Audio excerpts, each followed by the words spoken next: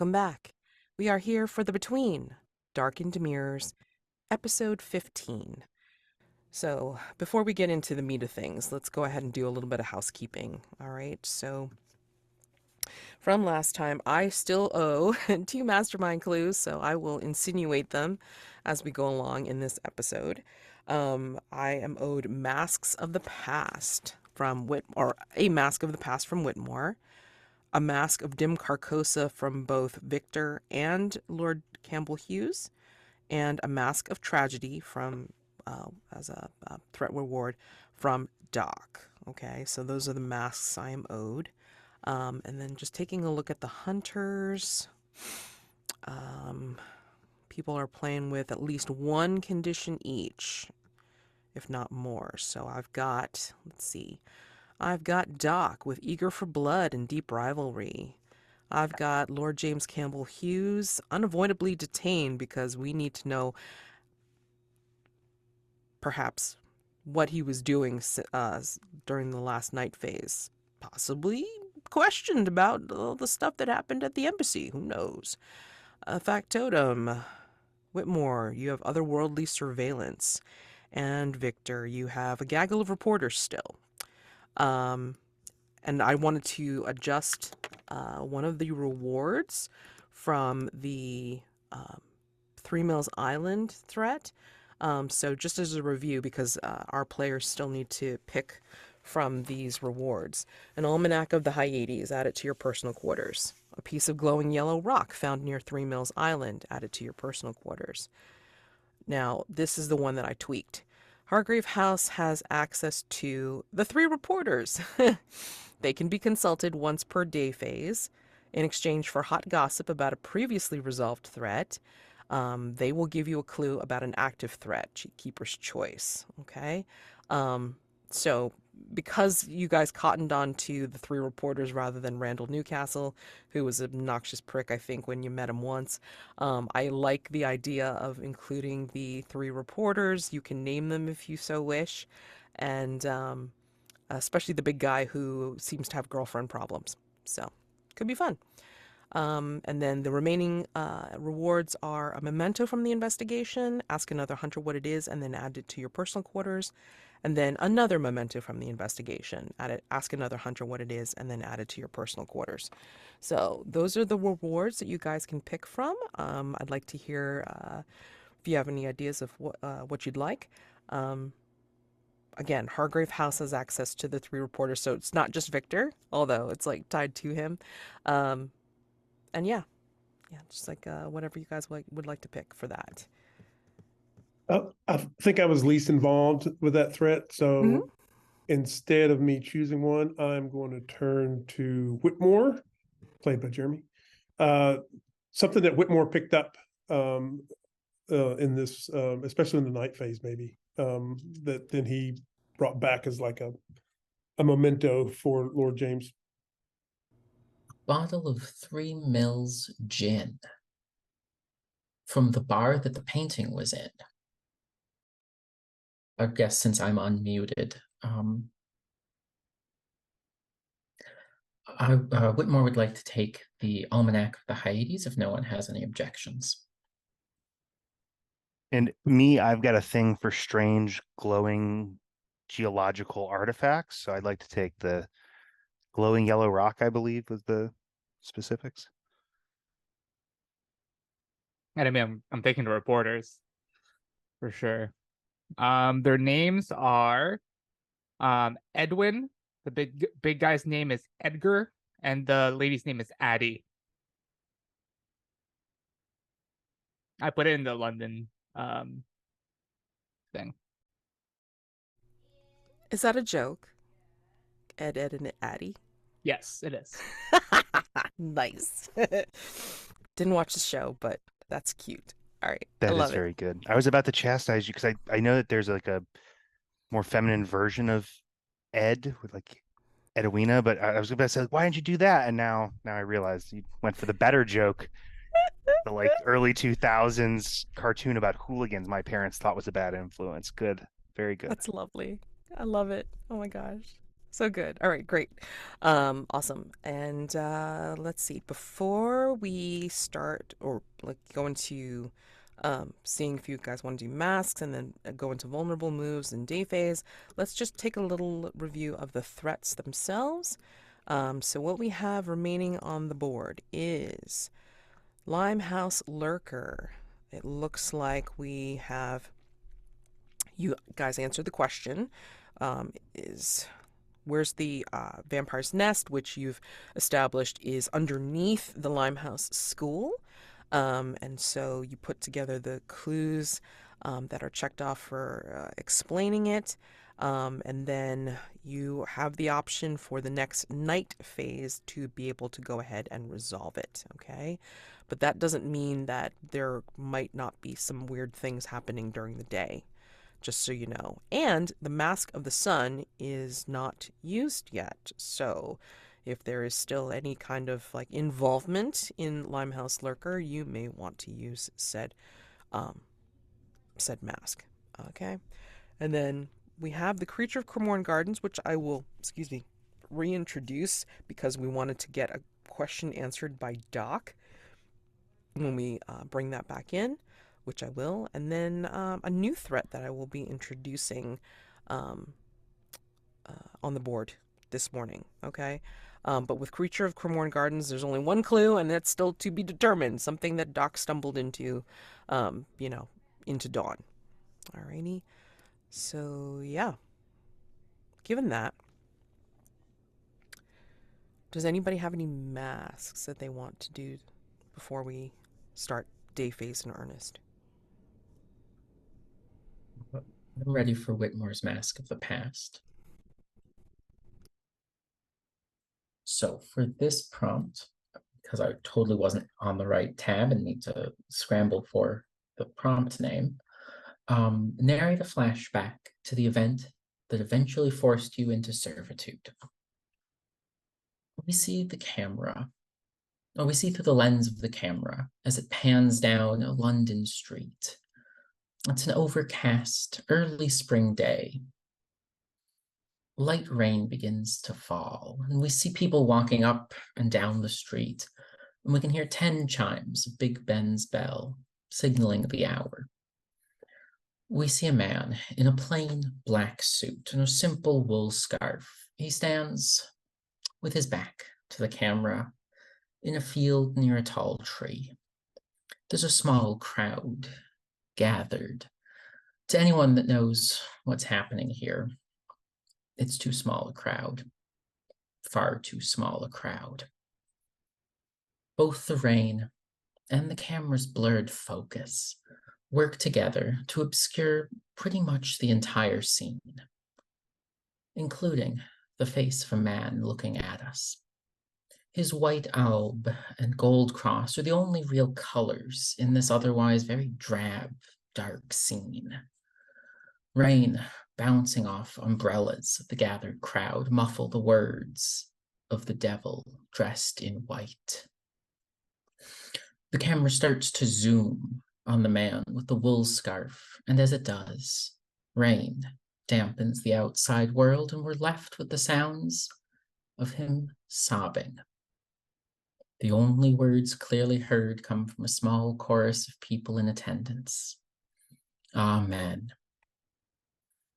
The fuzzy black forms move in a way that's clear that people are leaving. Their solemn duty finished. The man in white appears over the left shoulder of the man whose back is still to the camera, face unseen. As he speaks, it is clear that the angelic counterpart is missing from the man's shoulder. Take all the time you need, Mr. Whitmore. Both I and the donation basket will be at St. Zita's when you're ready. There was a stronger emphasis on the word donation than the priest had intended, but it made the reason for the visit all the more clear. The camera starts to zoom out, following the priest as he walks down a similar path that the others had walked. And for the first time, we see what gathered the small crowd. to a field at 10 in the morning, as 2 gravestones appear in frame.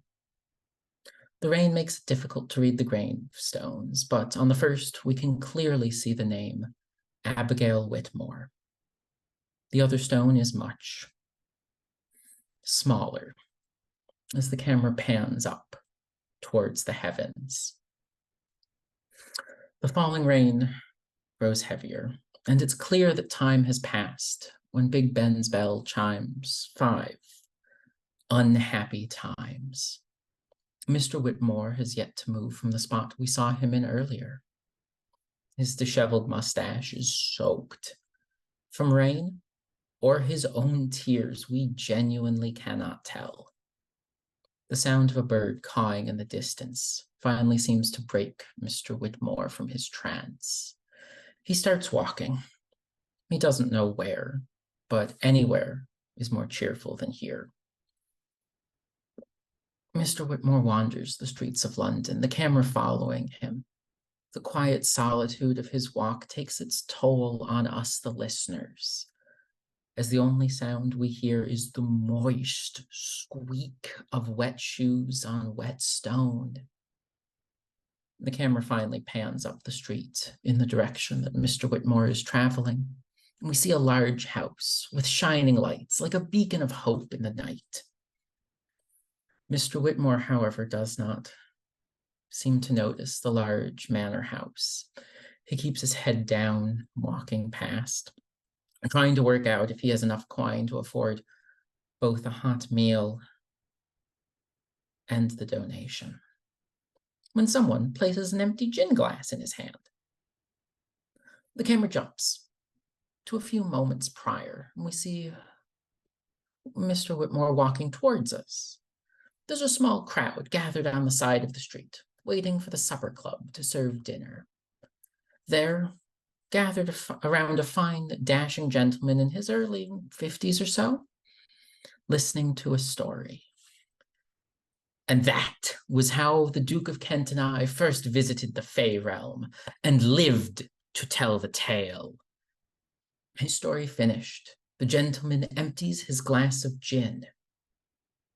The now empty glass displeases the man as he hands it to the oblivious Whitmore walking past. Excellent timing, my boy. Go to the kitchen and get me another. Mr. Whitmore is too stunned by the events of today and the calm command of the stranger's voice. He takes the glass of one Lord James Campbell-Hughes into the Royal Explorers Club.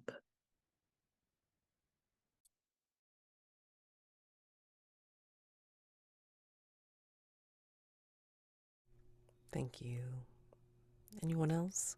Yeah, it's a good segue to my Mask of the Dim Carcosa, because we can go see what's going on in the Fey realm. We see a younger version of Lord James Campbell-Hughes dressed in this red military jacket with lots of gold braids and medals and stuff. And he's walking up this flight of stairs that are lit by these like blue orbs that are attached to the stone walls, and it's a white shiny stone. And he's walking up the stairs with this tall young man with this white mane of hair, and they're walking up. They keep walking, and but this is a younger version of Lord James Campbell-Hughes, so he's not winded when they reach the top. And at the top is this observatory. It's a large dome of the same white stone with slots in it, with stairs up to the slots, so you can observe different parts of the night sky. And the young man says, "Come take a look at this and tell me what you think, Lord James." And so he climbs up yet another flight of stairs, and he looks through the slot up at the night sky, and there's many moons. There's of different sizes in this unfamiliar sky, different stars. They're unrecognizable to Lord James Campbell-Hughes, who's quite familiar with navigating by the stars. But he's looking up at these strange different sizes of moons, different colors. And then one of them starts to like disappear. It's a strange it's a strange phenomenon And at first, Lord James asks, "Is this an eclipse?" And the young man says, "Look closer. Look closer with your mortal eyes upon the night sky." And so Lord James Campbell just kind of squints and looks up, and he realizes as the moon keeps, as one of the moons keeps slowly vanishing, the light is being extinguished. He sees beyond that a cosmic sized wolf slowly devouring this moon, and it causes him to gasp and step backwards almost off the platform, and the young man Cremorne catches him and steadies him, and we just hear Lord James Campbell-Hughes say, "Oh my God."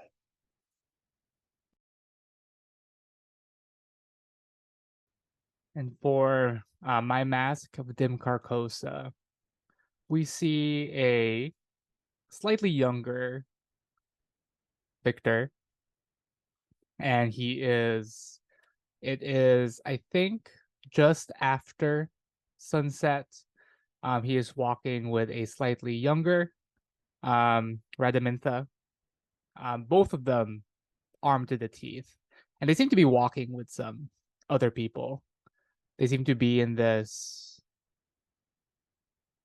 rolling hills, and as they reach the top, we just see the stars in the night sky, and then the scene cuts to them all sitting around a campfire, and Radamintha says to Victor,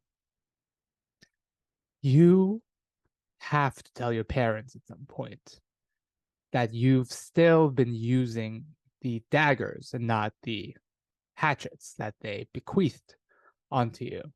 And Victor, with the hatchets at his waist, but holding on to his very dangerous looking daggers, says, yes, I will. Just, you bring this up all the time, and you know I will at some point. I'm not stalling. It's just for this next hunt, I need to be at my best, and they just don't feel right just yet.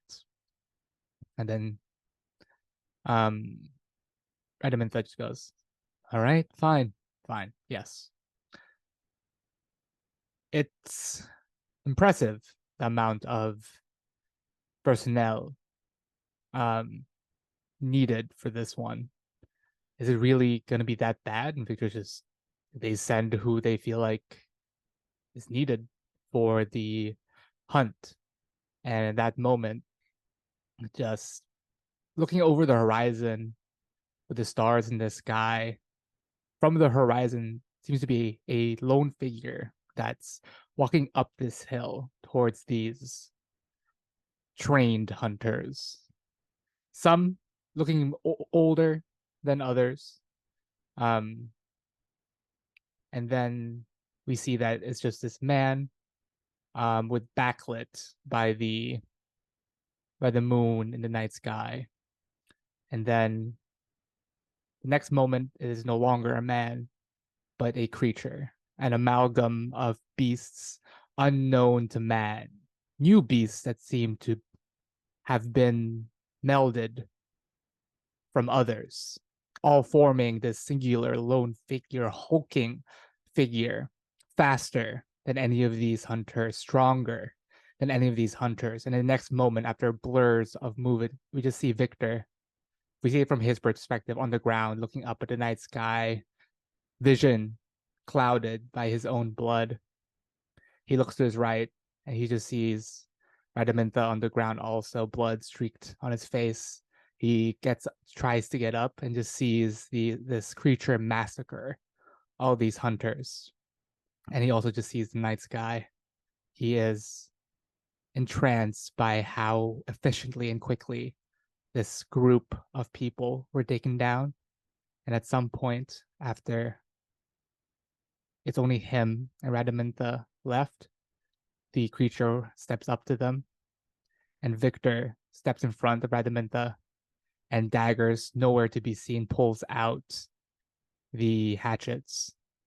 And then for a moment, there was just red. And the next moment, Victor's on the ground. He looked at his arms twisted in awkward angles. And then this creature walks up to him. And the next moment, the creature is a man once again, backlit by the moon. All we can see, the man kneels down, picks up a rag from one of the bodies, wipes off what looks to be spectacles. He puts them on, and all we see is this face and the glare of the spectacles.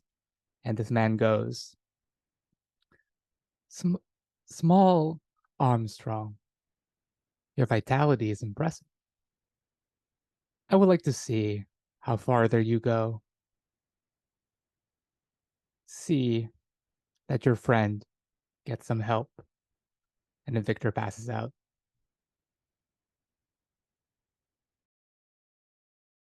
Well, those are all tough acts to follow, but I can also lay out my mask of tragedy, a moment when Doc, I believe, reveled in someone else's misfortune. And so we see a scene that at first blush seems undeniably to be part, perhaps a middle or an end of another story entirely. Disheveled Doc at a dock, attempting to negotiate passage across the Atlantic. This is a dock that is more road weary than we've seen, even some of the earlier flashbacks to his time kind of on the range in the West.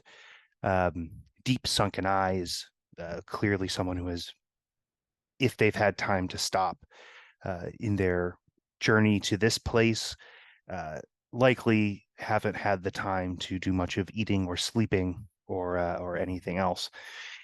And we see Doc reach into a little purse, and with a hefty handful of gold coins, what seems to be half the purse, Doc is able to get the affirmative from the dock worker that he is engaged with, and makes his way past, presumably to the ship. But the camera stays on this dock worker. That's not really the right word. Like the person who actually takes the ticket. This isn't just some random person, right? This is the place you would go to book passage. The camera stays there, and after, we'll say, we know as 30 minutes, obviously couldn't be on the screen that long. Another man approaches the desk, attempting to book passage and also brandishing a photograph, one that looks like a much younger and happier Doc Roy McBain.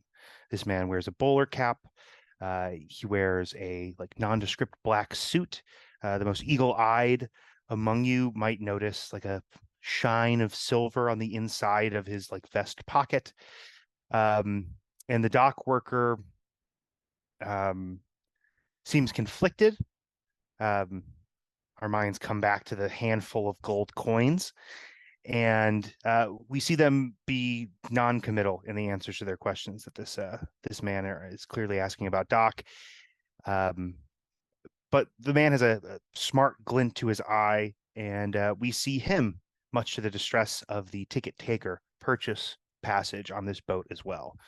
And what follows is almost a parody of a montage in how much tenseness it brings to the screen, direct opposition to the kind of musically light and airy passage of scenes you might associate with a montage. This is lots of Doc hanging outside of port windows and sleeping underneath the boiler in an attempt to, on the smallest of imaginable spaces, escape the notice of what appears to be a well-seasoned investigator of some variety. We see over the long journey Doc's condition decrease, which, based on where it started, didn't seem likely. Sallow-eyed, pale-skinned, Doc at the end of his rope, maybe metaphorically and also literally. The boat arrives in London. Doc kind of hiding among the crowd of the lowest tiered passengers, kind of exploding out the boat down the gangplank to the docks, brandishing their documentation. And the camera zooms in, pulls into this reflection of the scene that we began with. Doc talking with a dock worker who has a list of names, and Doc leaning over and pointing at a name on the list that's not his own, and then brandishing the entirety of the purse that once he reached into for a hand of gold coins.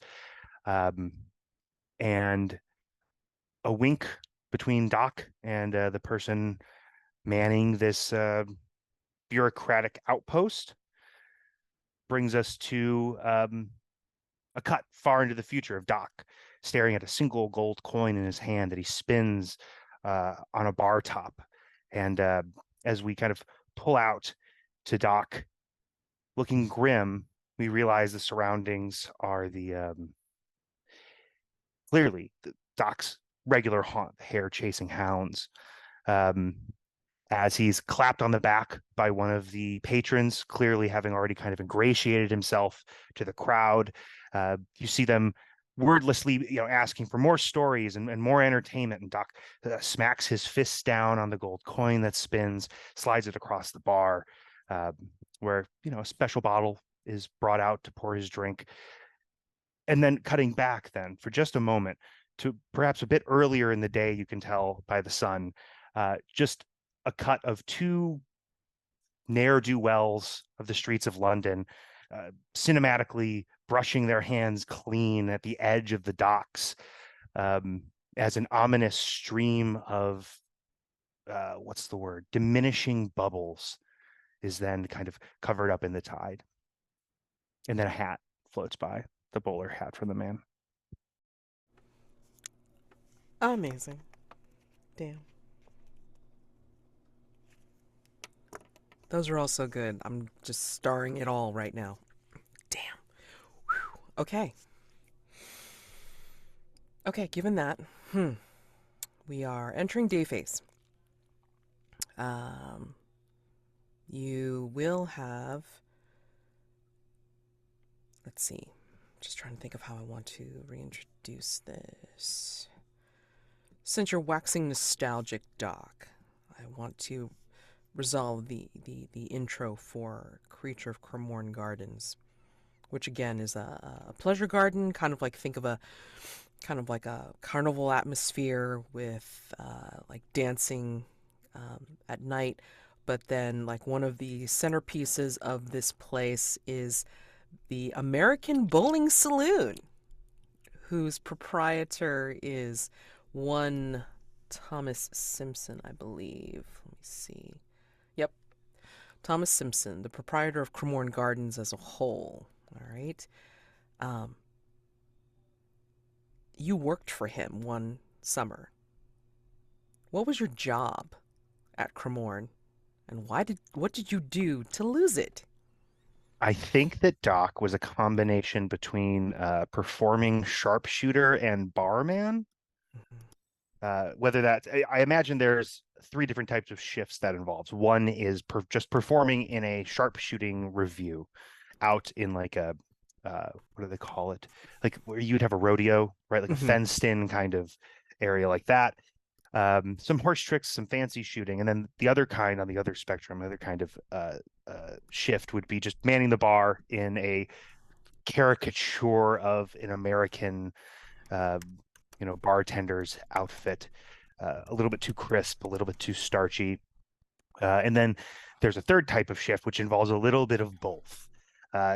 Manning a bar, but also doing some sort of like pre-choreographed trick shooting, not a full show, kind of like almost a dinner theater experience kind of thing. Really cheesy, really boring. And I think that Doc, I haven't really fleshed out the details, but it feels very right to me that Doc would have lost that job for getting in a fight with someone, like one of the patrons. And whether that was something as simple as like that person doing a thing that in the real version of this setting where Doc spent a lot of time, like an actual kind of saloon out there in the less lawfully solid areas of the Western growing United States, like a person did a thing that in the past Doc would have just fought a person for doing. It could be as simple as that. It could be something more complex. The thing that came to mind after the previous story was that maybe someone who knew him too soon in his after his emigration to London recognized him and was remarking to someone they had brought, maybe a sweetheart of theirs, of how different Doc's fortunes seemed, because when this person met Doc, they had just crawled off a boat. Seemed like they had been sleeping under the boiler the whole way from the States, and Doc, needing to not have that conversation, decided in his infinite wisdom to just punch the person, because that might end the conversation. Oh, it ended the conversation as well as your employment. Which I think Doc, one way or another, would have said, I needed to not have that job anyway. Right. Well, I mean, and that's where you found yourself, like over at the Hair Raising Hound. So, yeah. So I don't think this guy likes me. I hope we get some scenes with him. I'm sure he doesn't like me. I'm sure I'm sure you're right. Okay, so, and I'm gonna say, give me a second. You're all home this morning. Even Lord Campbell-Hughes, although probably made his way to his room after the detainment, and there is a knock on the door. And I think maybe Victor and Whitmore are in the kitchen. Whitmore answers the door, of course, but I think Lily will ask, this person will ask after Victor. So, the Palais de Gaieté is a popular music hall in the West End, providing an evening of drinks and entertainment for working-class Londoners and the odd group of more well-heeled patrons, slumming it in private boxes. There has recently been a string of unusual activity. Gifts left in locked rooms, personal items of little monetary value missing, odd graffitied poetry in all but inaccessible places, and several near-miss accidents affecting patrons and staff. Superstitious performers whisper of a haunting, attributing the activity to the West End Wraith. Lady Pipewell, Billy Bowman, rising star of the Palais, fears that they are the target of an obsessive fan. The manager, however, Miss Lily Devere, is concerned for the safety of her staff and patrons, but wary of spreading panic. She has approached Hargrave House for a discreet investigation.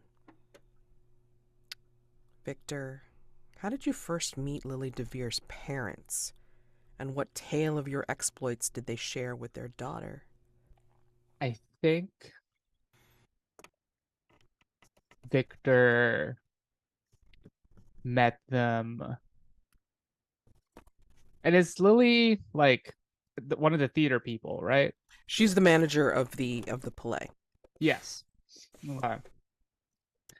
So, yeah, I think it was probably Victor crashed a. This keeps happening to Victor. It happened in King of Shadows and also, but like crashed like a performance. There was probably, yeah, because Victor seems to have experience with like a disguised fae who really loved the theater. That was their obsession. And they always liked to take the place of the leading roles. So, which like involves like stealing their face and whatever other face stuff that, like the usual fae shenanigans, and then like becoming the lead person for a bit. So at a certain point in time, her parents, who I assume were also theater goers, kind of like they brought their daughter to the theater, and that's how Lily probably got interested in it. Just like one play just ended incredibly bloodily. There was a man that just fell from the ceiling, and just on top of like the leading man, there was blood everywhere. But the parents thought it was part of the show and recounted this to their daughter at a later time. Question for you then. Why do you still harbor a lingering suspicion that Lily's parents' deaths were not all they seemed? Ooh, interesting. I think their deaths were not all they seemed because they lived for Lily. That their deaths didn't seem like they fought very hard. It seemed very sudden. So something must have happened to them, because if there was some sort of like altercation, they would have fought tooth and nail just to stay alive for their girl. So yeah, she has come to you at Hargrave House, knowing the reputation and hoping for Hargrave House to look into this. Is it someone who has just a very dark sense of humor, or is this something meaning, ill will towards the actual staff, players, and patrons?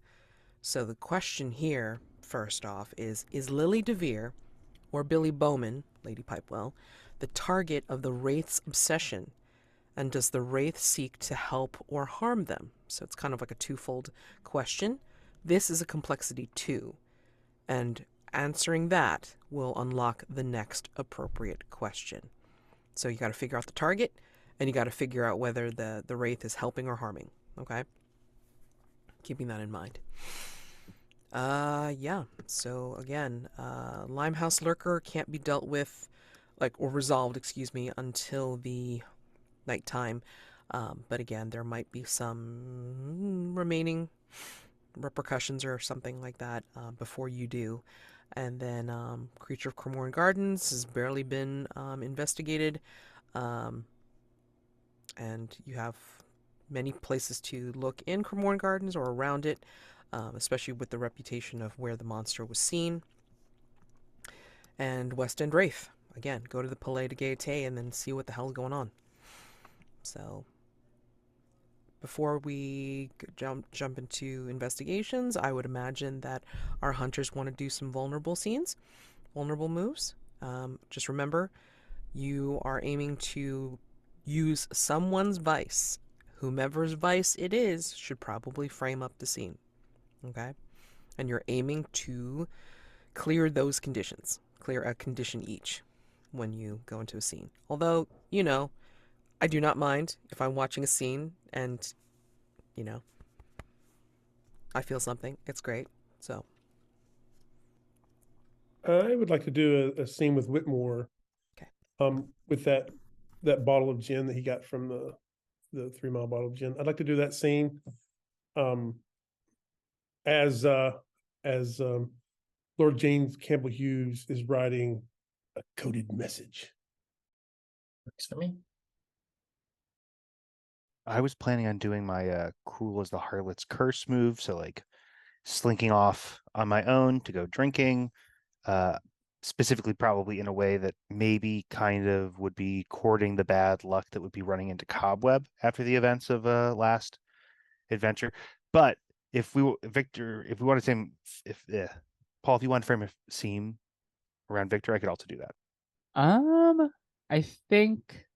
I think I like my condition right now. It's a fun condition, so I'll just keep that for now.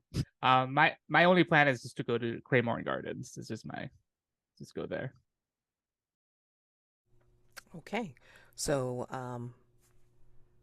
let's go ahead and do the vulnerable move first before everybody starts jumping away and doing investigations. Okay? So we're in the Whitmore and Lord James Campbell-Hughes are in a study somewhere, and he's got out like this big Lord James Campbell-Hughes has this big like desk cleared, and he's got this strange box that opens up, and like when it opens up, it kind of like unfolds, and there's all kinds of like pens and inks and stamps and things like that. And so he's going through it as Whitmore. I guess Whitmore is like presenting this bottle of gin. Mm-hmm. Probably on a silver platter with two cold glasses, with the very clear intention of cracking open at least some of this bottle at the moment. You reckon it's safe, Whitmore? Is it glowing? Take a look there. It looks clear to me. A clear gin isn't what you want. You want it to have just a little bit of color. Oh, now it. come now. You don't want to be correcting me about my taste in gin, sir. Let's see if it's poisonous. Whitmore would crack open the bottle, and as he does so, I believe that your love of this particular beverage has started to rub off on me just a little. As he would pour 2 glasses, and take a slow sip from one to make sure that it's not poisoned, and then hand the lip-touched glass to Lord James Campbell-Hughes. How do you feel? Only slightly inebriated. That's a good stuff. It seems to contain only one poison, gin. That's the one I prefer. I've tried others, mind you. I've tried many others, and I just can't really get in the swing of them. Anyways, look at this. This is I don't think I've ever showed you this box Whitmore. This is a box that I like to call Mr. Jenkins' box. And here in the lower drawer, look, it allows me to send coded messages with these little rectangles and these little circles. So you press them into the paper like this. The thing is, Whitmore, is I was unable to assist with the bizarre painting because I was unavoidably detained. But that's all going to come to an end quite soon.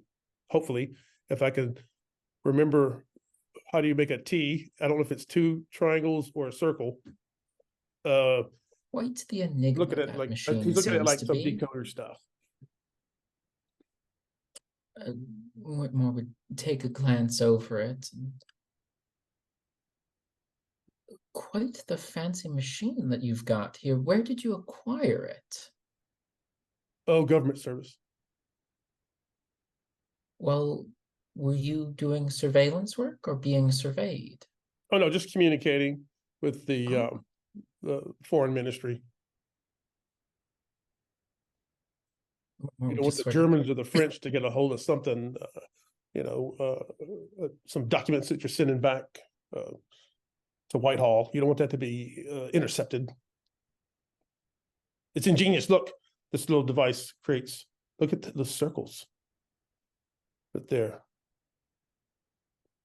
Yes, I grow weary of trying to protect this city, with the city trying to stop us from doing our critical work. It's just it's come to a head, and now it's time to silence all these naysayers once and for all. Aha!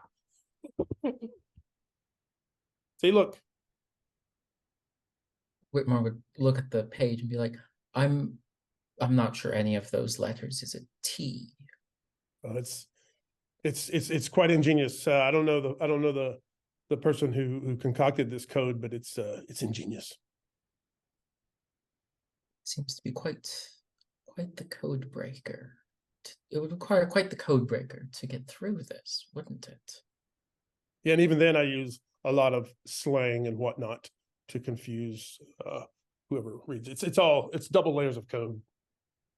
Now, anyways, any problem from last night? Whitmore would think back to the events of the previous night phase.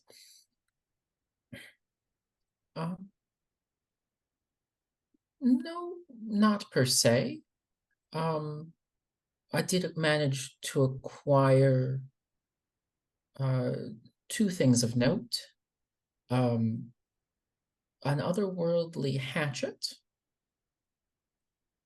and potentially a new employee for the house. We'll see. One of the brothers of one of the victims, Joshua Cross, is currently out of work from the mills and is debating.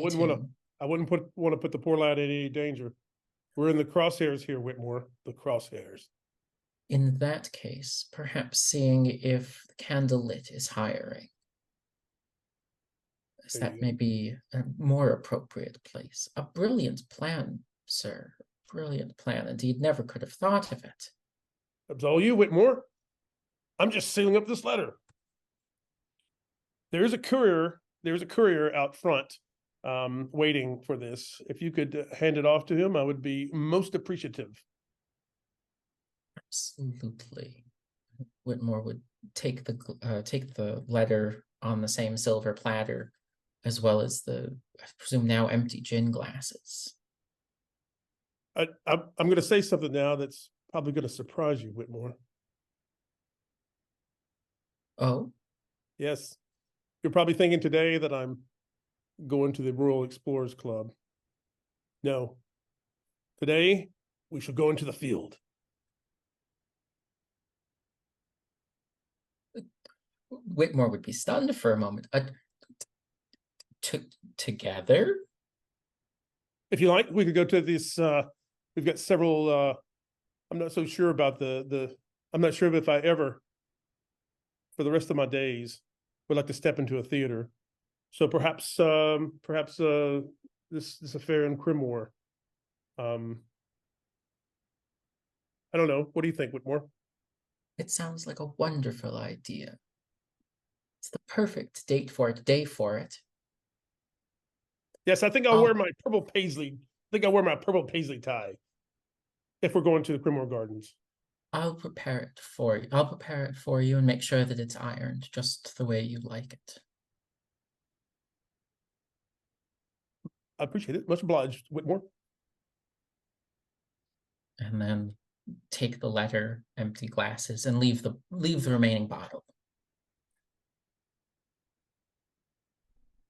All right, we can cut there, and then let's take a look at conditions. I heard lots of mentions, so in looking at conditions, which one do you think that... Oh, well, you each have one, so that's not a problem. So, yeah. I think... Do you think that you've both sufficiently released the conditions? I believe so. Yeah, and I'll if I could, later on, I'd like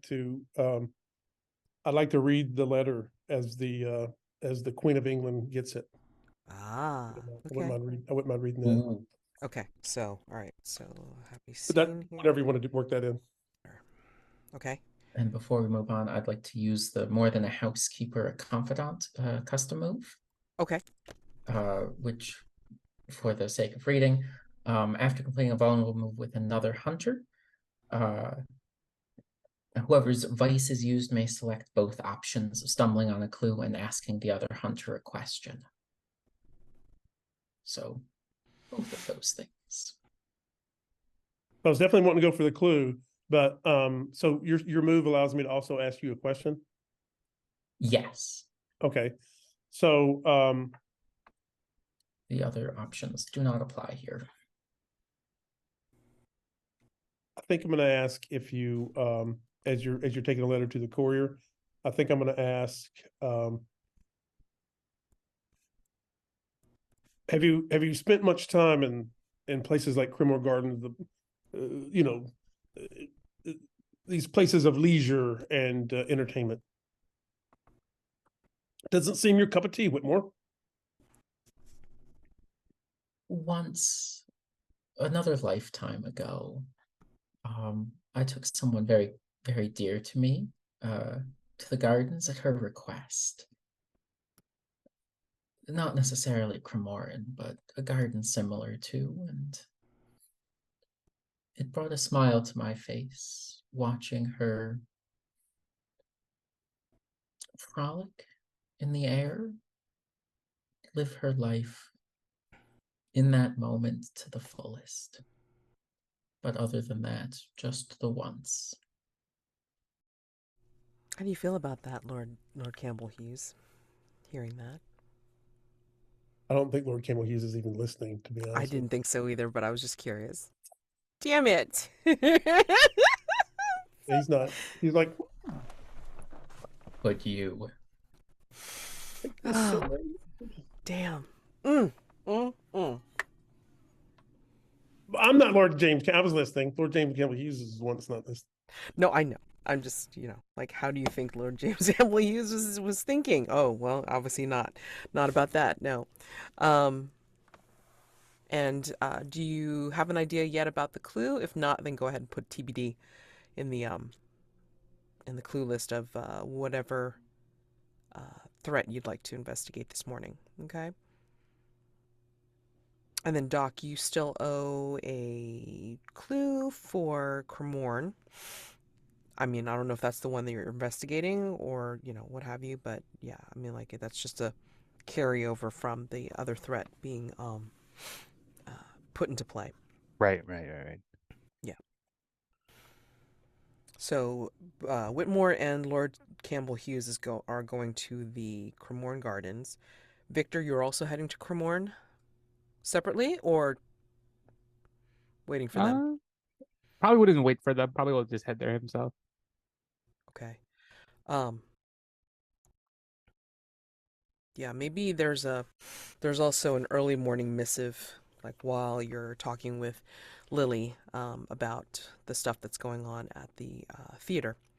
And I think the missive is in you recognize the looping hand on the paper, but it's kind of like uncomfortable looking, as if the person had trouble like trying to write. It's like it's a missive from Krush, and he's saying it's like,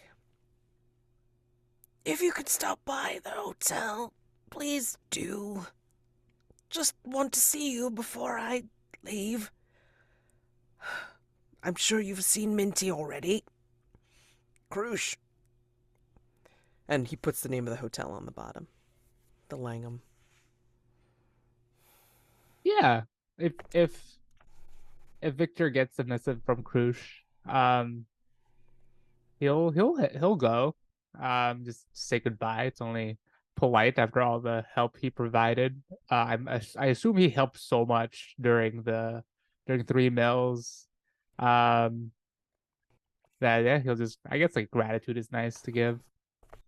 Now I don't know if Doc had a chance to commiserate with Victor, like kind of do a check-in about that before morning time, but That's a yeah, good point. I I don't know bet. whether like if you have, then I think by now, well, I mean, if you want to play that scene just a tiny bit, that's fine. Mm-hmm. Yeah. I think Doc would definitely seek Victor out for sure. Yeah. For two things. Like, hey, Victor, Yes. I'm I need to apologize All right. just for at least one thing. That cousin of yours you were describing, Mm-hmm. first off, I don't know where I got my wires crossed, but I thought you were describing a brother. No. Which normally I wouldn't apologize Yes. to you. I did apologize to him for the mistake, but I know I need to apologize to you as well, because that is a difficult person. He is. He is. He is.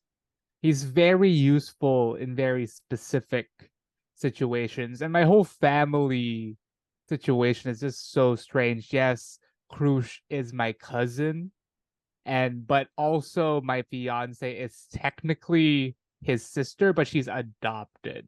So it's a weird thing. But you can only ever really be adopted into one of the great families if you have shown a preternatural sense of being able to kill things very well. So it's a whole thing. Huh. Yeah. That's baffling to me. It's kind of like an inverse of how things I know about go. Interesting. Well, anyway, I just wanted to apologize because wow. Yes, he is. That's people usually who meet Krush only have two very different reactions. They What's the second one? Some people just love them. I don't know. It's just the unending confidence. It's he gets followed around the most out of most of the family. He's very charismatic. We will give him that. It's just unfortunate that the people that do follow him end up in these strange liminal spaces where he functions the best. Most of the time they leave being changed both conceptually, in a sense. We send Krush to like the more like weird shit. We don't want to do it, so it's fine. You'd think he would have handled that situation better than when we were dealing with the Cream Hills Island people. I had to jam a semi-solid cat monster into a fey creature's head. And he seemed all but useless, nothing but thumbs the whole time, and then was mad at me afterward. Well, I Whitmore was, I thought, in danger. I guess not. Whitmore may have had a big moment that we all missed. That's another thing that maybe we should talk about. But did Krush make it to the weird painting? Oh my God, that's a good question. He didn't, right?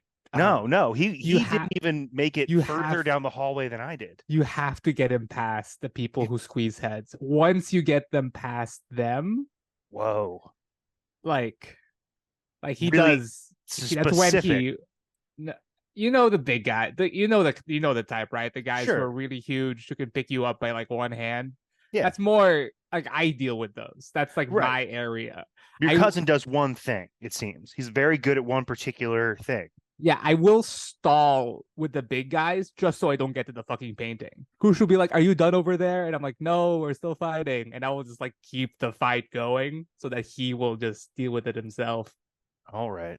Yeah. Okay. I see where I misstepped then. I got the impression that he would be broadly useful. No. Many things in the way that you can be. Okay. That makes sense. That makes sense. I knew a guy like that once, but he was only good at tracking like varmints, like raccoons and possums. Yes. Which wasn't a skill that any of us needed until we really needed it. And then when all you have to eat is raccoons and possums, they come in handy. They do. Yep. So okay. That's where I made up. But still not a huge fan, but all right. No, neither am I. Make sure you knew. I just want to make sure you knew. Neither am I. He's family, but he's like, and he's not on like the list of family members I would like to have lunch with. He is. I don't want to say the bottom because there's always worse ones, of course. But, you said you pushed a creature into a guy's head. Yeah, I didn't hear that properly. Yeah, I didn't get a great look at it because it was. I'm sorry. I don't know. How did Lord James Campbell-Hughes say this?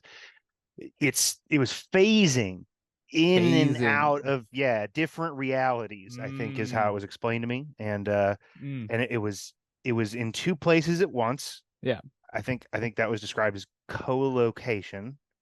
Okay, and the big Fey fellow was manhandling your cousin, and so I put it where his head was.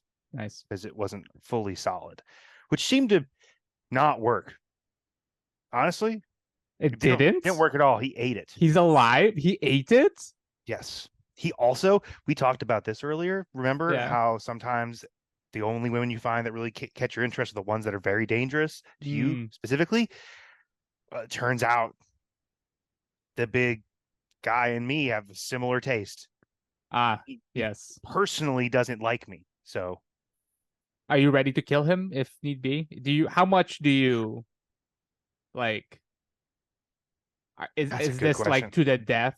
sort of From his think- end, from his. Oh, okay. absolutely. He made that That's incredibly clear. that's when it's the most hard, when the triangle, like one person is trying much harder than like everyone else. I think it's Yeah. kind of awkward. Yeah. Yeah. He Yeah. seems not to get too on the nose with it. Deadly serious.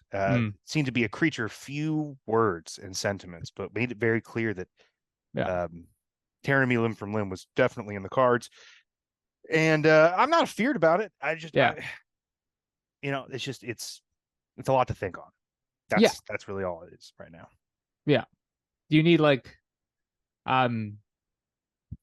if you ever need like my family calls it like a second. You're very capable yourself, but if this is not the first time I've had to step in for one of my friends who seem to have got themselves caught in a weird thing where one person is just like not much strong, but like if you don't want to have to fight the dude, then like it's fine. Like certainly. Certainly. Yeah. If it ever comes to pass that I have advanced notice that I will be going toe to toe with this bad egg, then I will ask for the help, because I'm disoriented. I don't want to say I'm afeared of the situation, but I'm disoriented on it. And and if you happen to see me wrestling with a big bald-headed strong fairy person, then jump in. Gotcha. Definitely do not be afraid of that. I have no compunctions against getting some help.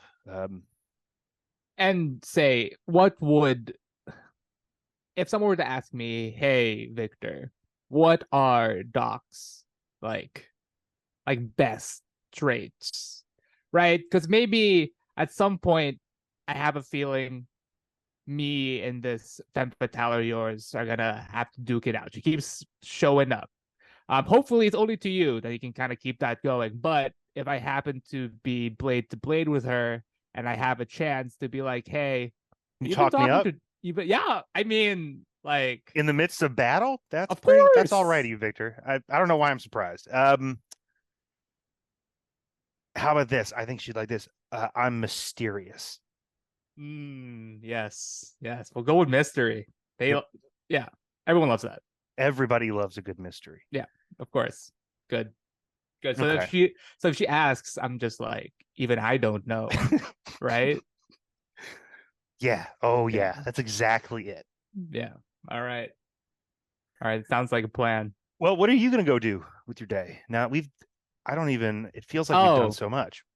So this I met these group of reporters and they really helped me out with my issues. I was gonna take them out on a day over at Cremorne Gardens, just like just get them some food. Cremorne Gardens? Yeah. Huh. Have you been? Yeah. Yeah, I got fired from there a while back. I didn't put two and two together, but if our next case is going to take us there. Yeah. But yeah, they're disguises. But yeah, there are a bunch of my fiance came and they really helped me out with the whole thing. That's kind of great, just man. out of nowhere. Yeah. I think hey, I know you're in like a weird deadly love triangle, but I feel like we're both in like a good spot right now, right? I think we're doing okay.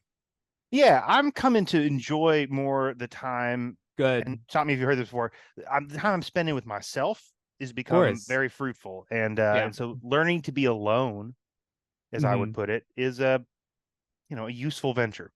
Yeah. So I'm doing all right, and I'm glad to hear you're doing all right as well, Victor.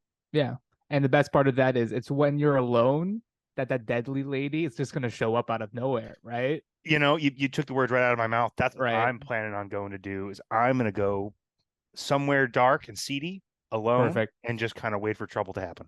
That's what I'm going to do with my immediate future. Yeah, completely. Sounds good. Sounds like the yeah, it's reasonable. If you really want to meet her, that's where you have to go. This is Yeah. really where you have to go. Yeah, you Yeah. know, I feel like other people might hear that plan and have a lot of questions and criticisms Of course. level about it, but Yeah. you get it. They It's don't simple. have It's simple the math. experiences we have. Yeah. You know? Yeah. The dependable nature of terrifying, life-threatening turns of fate is Of course. something to be. It's dependable. It's to be set your watch on it. Lean Yeah. into it. Anyway. Yes. Yeah. Hey, good luck. Hey, you too. Are we hunting a All right. vampire later? Yeah, we're hunting Right. a vampire later. Of course. Okay. Yeah. Okay. All right. Catch you around, Victor. Good talk. Yeah. You guys are so damn adorable. Okay, normally I wouldn't like make the suggestion, but since you discussed hitting things, I mean, vulnerable move. Oh my god. So yeah, I mean, well, Victor talked about gaggle of reporters, so you could conceivably like, you know, release that. And Doc, I feel like there's one of them that really stands out, right? It's I feel like deep rivalry is the most, because like you talked about it. Yeah, which I talked about it, and also like Victor is almost the thematic opposite of that relationship, like two, at this point, like similarly imposing individuals, but just like chill and having a good time and like doing their own thing and not ever stepping on each other's toes. Yeah, I mean, it works out completely, so go ahead and release that one. Okay. Victor, since it was your vice, do you want a clue, or do you want to discover a clue, or did you want to invite Doc to ask you a question about your past? Yeah, I'll invite Doc to ask me a question. All right.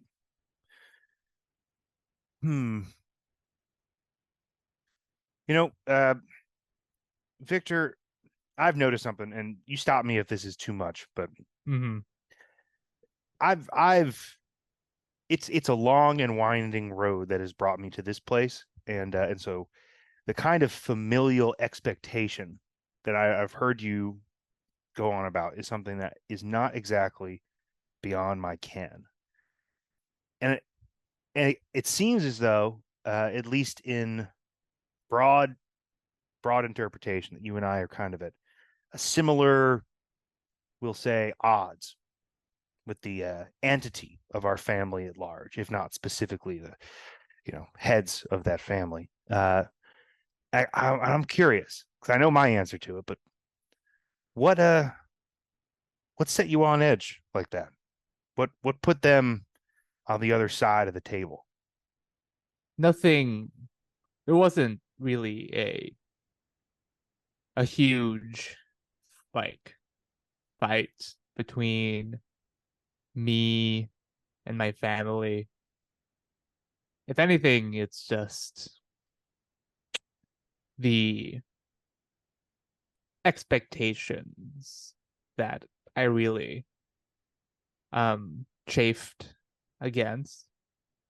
It's not really the expectations that I have to fulfill, because I feel really lucky being born into the Armstrongs, because I ended up with a profession that I really liked to do.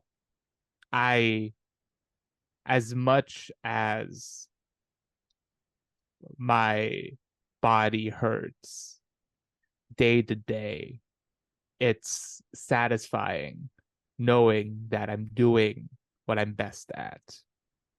It's just, I've seen so many others born or tied, maybe through sheer fate, to the Armstrongs and to the other great families that didn't end up having a choice. They became a part of it without really having the passion to keep you going. And just the idea of that being forced upon someone is what really made me begin to rethink my connection to my family. Yeah, that rings true to me. Something I used to say with my compadres out in the States, out west, and is that family is a machine like a thresher that separates a life into its worst, most miserable parts. But I don't know. I've started to wonder if that's not the too little nuance is what I wonder about that sentiment now, years later. Yes. And it seems like maybe there's something for me to think about there. Because you say that you've taken to the family profession quite well, but seeing other people get ground down by it, that's what put you on your your edge. I didn't even we turned it right around on me, Victor. Now I'm the one walking away with stuff to think about. Yep. Thanks. Yep. And Vampire Later, right? Vampire Later? Vampire Later, for sure. Vampire Later, okay. Yeah. Just as casual as breathing. All right. Okay, so before we break, I just want to ask Whitmore, you said that you had gotten a bit of the painting, like maybe part of the canvas, to store at Hargrave House? To kind of keep it out of weird hands or something? I thought you'd like brought Yes. something back. Most likely it was the right half of the painting. Yes, So when Victor's hatchets split the painting in twain from within the book, Yeah. Whitmore took the smaller half of the painting that still has all of the vibrant colors. Nice. Okay. And hung it for safekeeping in in either the library or if we have an art room, trophy room. We have both. But I will say that wherever you discover that you'd like to hang it, maybe in your quest to find a perfect spot for it, I think in the other room, you find behind a wall, a corner, something, you actually discover a painting of Queen Elizabeth, the Virgin Queen. And she looks like it's kind of like a muddied painting for the time. So, I mean, maybe not done by our very artistic hands, but you can tell it's her because of the ruff and like the pale makeup and everything like this, and the farthingale and all the other regalia that she's normally seen in. And what's strange about this painting is that it's kind of offset. So instead of being like at the forefront, in the middle, like as a portrait painting of Queen Elizabeth, it's more off where she's kind of off to the side, and there seems to be a window or a mirror like behind her in the background. And you can see in the mirror or the window that she's being watched by an unidentified woman. But I think you would recognize something quite familiar about her. One, because of the burgundy hood. And two, because it is the features of the woman you met in the library a bit ago, wearing that same burgundy hood. And that is one of the mastermind clues. Okay. All right. We are back, and I'm just going to review the blurb of the threat for Cremorne Gardens, just to kind of get everybody back into the swing of things. Illustrated Police News. Stories about the so-called creature of Cremorne Gardens, also known as creature of Chelsea Harbor, also known as creature of Cheyne Walk. It's been described as a fish-like thing or fish man, and terrorizing pleasure seekers from the shadows, giving a fright when glimpsed skulking about, but rarely making direct contact.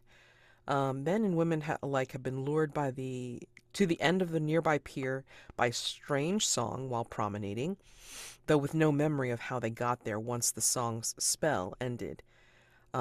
It could easily be chalked up to hysteria, or some elaborate hoax by someone who resents Cremorne Gardens, if not for a physical attack upon a young couple, Simon Piedmont and Beulah Thrum. Mr. Piedmont and Ms. Thrum described how the creature leapt at them from a crouched position, like a cat, and tore at Miss Thrum's coat. And Scotland Yard is investigating. Okay, so that's the deets on the Cremorne Gardens creature. And you find yourself here, again, there's, during the day, a lot of things are open in this place, so you have the opportunity to investigate or to explore the grounds, the promenade, the hedge maze, Cheyne Walk even. The American Bowling Saloon might have some, like a few things, but probably gets really rip-roaring in the evening when people start really going to the bar. There's also a banqueting hall here, but it's mainly for like kind of higher restaurant fare. And there is a dancing platform, but it's generally more crowded at night. It's got room enough for thousands of shoes, you know, taking advantage of the dancing. So, where would each of you like to go? So we can establish what you're going to see. I think it probably makes the most sense to take a look up the Cheyne Walk where the creature was spotted. If Whitmore does that, I think I'll go and see if I can find like the owner or management or like employees or somebody to talk to. I think since I said I was going to do it, I think the best place to take a group of people would probably be the bowling saloon. And were you going to be going to like other bars, like, you know, like not necessarily going to Cremorne Gardens, but you're going to try to find like someplace around here with darkest, dankest thoughts, Doc? It, if that's possible, I think that might be what Doc was looking for. I want to say anywhere but the American Saloon. Like, and also like my original intention was to go do Cruel as the Harlot's Curse, but like we ended up doing that cool vulnerable move scene. So like maybe I cut that, go try to, leave myself open to the trouble of running into cobwebs some other time and just get to investigating this. In which case I would probably just go with Whitmore. That seems like I want to go closest to where the monster was sighted and also not to the American Saloon. I've got to emphasize that. Okay. I don't want to go there. Okay. Sorry. Just laughing because it's like you just want to avoid. I love it. All right. Let's go with Victor first. Victor, you are taking Ed, and Addie. Sorry. I love it. Oh my God. And I think they're quite excited. I mean, I think they've kind of like gotten more cash when they hear that you want to take them to this place. Do you tell them like the ulterior motive, or do you just say no, this is a thanks for, 3 mils? What do you say? I think it's probably both. I think Victor is both just like, hey, if it wasn't for you three, then it probably wouldn't have been like me being able to talk out my issues is really helpful. But also, if you have any information about like any of the weird stuff happening around here, I can give you some like information about like other mysteries we've had in the past. And I think Addie's like more in not party going fare, but like you just like a what would be a walking dress, like kind of like brighter colored than what she would normally wear, like if she's working, and she's just kind of, shyly looking at you and saying, it's like, well, this is Very nice of you. I mean, you didn't have to. It was our pleasure, of course. I mean, like, we're following you around and finding out all the good dirt. So yes, this is wonderful, and we appreciate it very much, don't we? And she's nodding at the other two. The little guy, which one's the little guy? Edwin? Edwin, yeah. Yeah, Edwin's just like kind of nodding enthusiastically and just like, I've never been before here, and this is a great opportunity to walk with friends. Yes. And he's trying very hard not to look at Addie. Whereas Edgar's coming up to you, Victor, and kind of like doing that kind of commiserating, like, arm around your shoulders, like, listen, I actually went to my gal last night, and I was trying to ask her. I just chickened out. I couldn't. How did you do it? How did you how did you ask? I stalled for months also. I'm not gonna lie to you. It's a lot more complicated when you're part of our social circle. Did you have to do it at a dance? Did you have to like get her flowers and I don't know.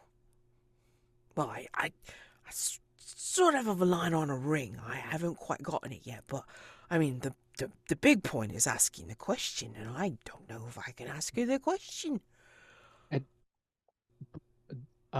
Friend, you'd never Victor looks at the other two. It's like, what? You don't have a ring yet, and you were gonna ask? No, even just like a like a just like a normal like wedding band before you get like the ring. You should probably have like a symbolic ring. No, I mean, I was thinking about it. I mean, I was saving up. And he pulls out like these really wrinkly notes, like, that have been folded up like many times, and is like, "Oh, this. I mean, I guess I could see what's around, but I just No, yes, it doesn't have to be fancy at all, and just have something just to like. You can be like, hey, once I have the money, if you don't want to stall anymore. And then Victor looks at the other two. It's like, you were going to let him do this without having any sort of ring prepared? You two were going to let this happen? We thought he had the ring. I thought he had a ring. And he just, and Edwin just looks at Edgar and just, she would have beaten you to a pulp, mate. It's fine. We can talk about it. Have any of you bowled before? No. Well, neither have. Yes, but like in you the know alleys. what it is in the alleys? Yes. Okay. It's the little ball, and you just roll, Toss it, right? Yeah. All right. At each other? Do we toss it at each other? No. I think it's an American thing. Oh. I forgot to ask one of my friends. Well, it's an opportunity to find out. So, yes. I mean, learn new cultures, you know? Yeah. All right. And so, you head into the American Bowling Saloon. The thundering crash of bowling balls hitting their mark, pin boys dashing to and fro, the slightly stilted sound of the barrel piano cranking out a jaunty tune. So paint the scene for everyone. This place embraces Americana and the idea of the Wild West, but to an American, it would seem all a little off. How do we know that? They have kind of like menus here, but all the menus look like the Declaration of Independence. Don't forget to put these things into the London tab if you so choose. Oh my god. I'm going to say they have a lot of red, white, and blue, but like in pennants and flags and things like that. But the blue is like way off. It's like almost purple. It's way off. It's not even really close to blue. Along one of the walls in the bowling lanes, there's a mural of the Wild West with the rolling hills of sand, the gorgeous bluffs, the Wild West towns, with the banks and the jail cells and like the saloons, and then there's an oasis clear out of the Sahara Desert with the palm trees. Mm-hmm. I feel like they have lassos on the wall, but it's like clearly not the right rope. It's too thick. It's like nautical rope. Not to mention, like, is it the wrong bore and stuff, but like it's not treated in any way. It's like a lasso you'd see in a cartoon. I feel like the ones you see in real life have like a much different texture and seem to be like very like heavily treated, maybe even waxed rope. These are just like ropes from a boat tied with a knot at the end. They probably pulled some scraps from the nearby docks too. Exactly. Absolutely. So this is where you find yourselves. Did you want to look around, or did you want to try and play a game? What did you want to do here, Victor? Yeah, I think Victor would like pay for everyone for Mhm. a round of games, Mhm. and Victor will just probably talk to Addie and Mhm. just be like, "You wouldn't believe it, but yes, small child mind up an ancient vampire." Really? Oh my Yeah, goodness. Are yeah, you trying to take advantage of the reward? yes. Oh, okay, cool. Mm-hmm.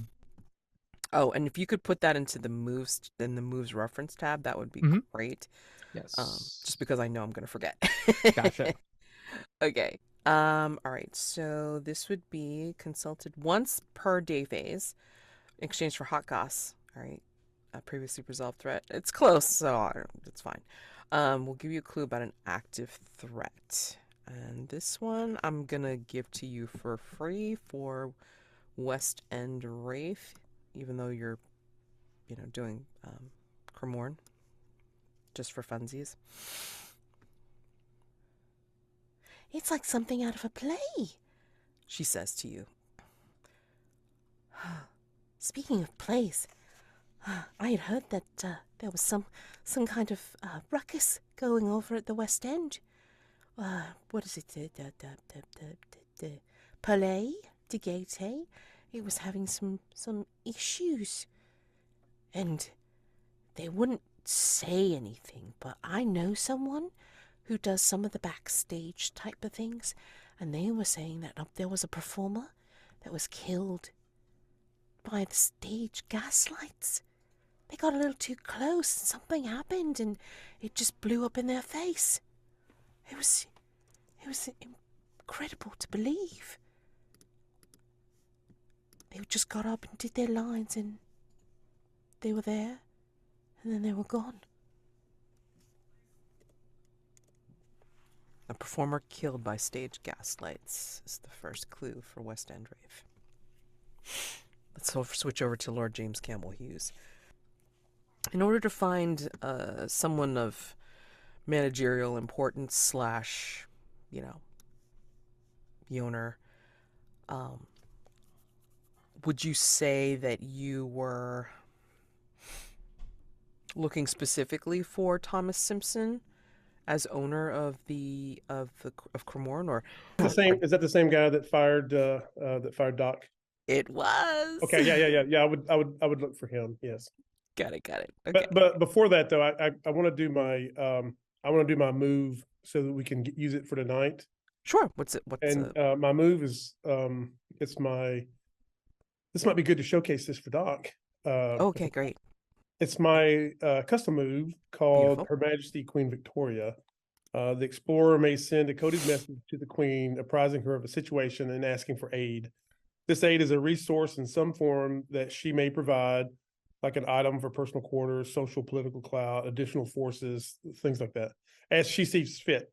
She may call the explorer to Buckingham Palace, send them back a coded message, or meet them in an unmarked carriage, or even send her Lord Chamberlain, John Townsend, the first Earl of Sydney, to deliver her assets.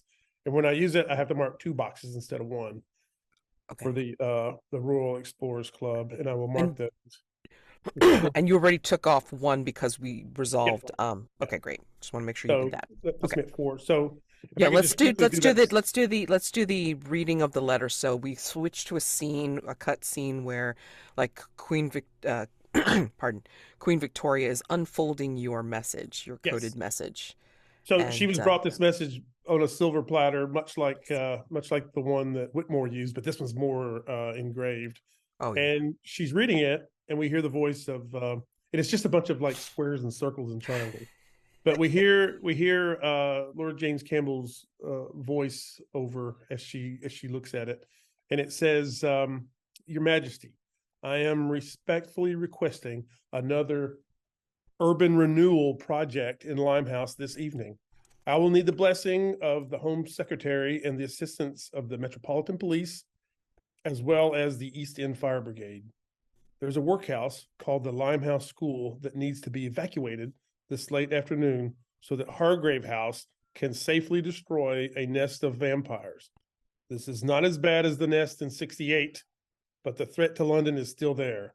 I would recommend in its place a royal orphanage for the destitute be built, but I would defer to your Majesty's better judgment as to the welfare of the affected children. Your dutiful and dedicated servant, the Duke of Kent, Lord James Campbell-Hughes." So basically, it's like a super version of like getting Scotland Yard off our back. Mhm. Yes. It's more like getting Scotland Yard, on our side. Okay. So that when we do go after the vampires, we've got a lot of additional support. Okay. I think as you're walking down maybe the promenade and just kind of looking at the well-manicured lawn and seeing the neatly ordered flower beds and enjoying the ancient trees that are gnarling their way here, I want to do the paint the scene for the promenade. And this could be for everybody, even though it's like specifically for James Campbell-Hughes. You see something truly beautiful along the promenade. What is it? Again, this is for everyone, but I'm interested to hear what Lord James Campbell-Hughes sees.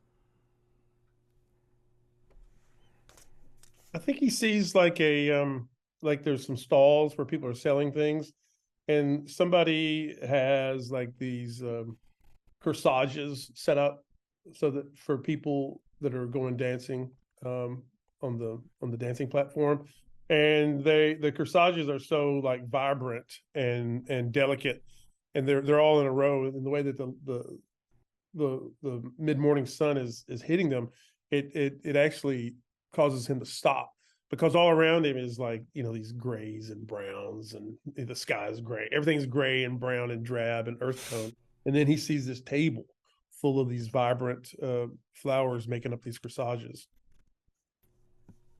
You said that we saw something beautiful on the promenade.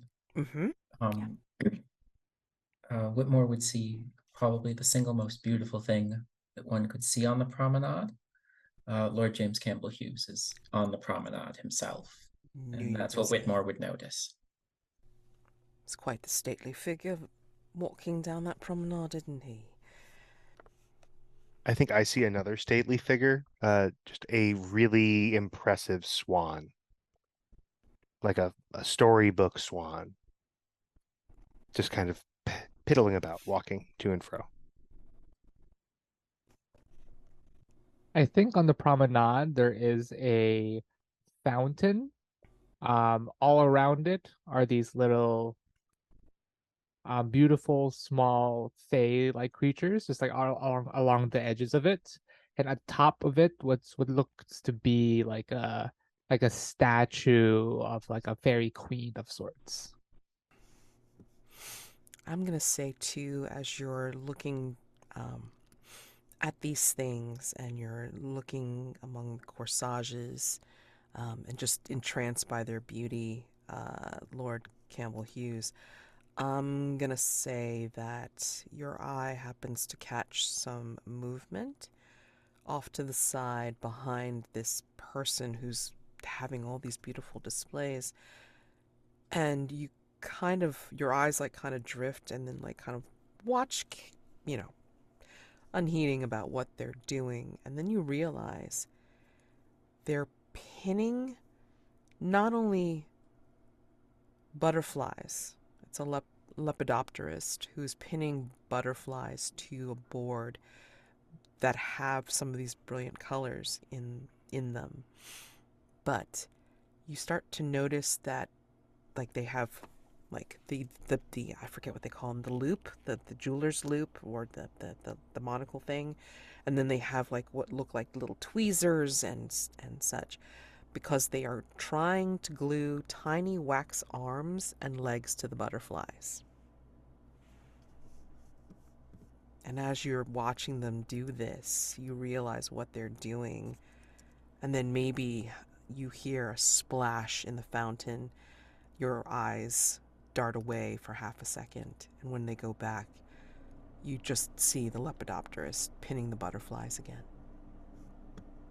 That is your second mastermind clue.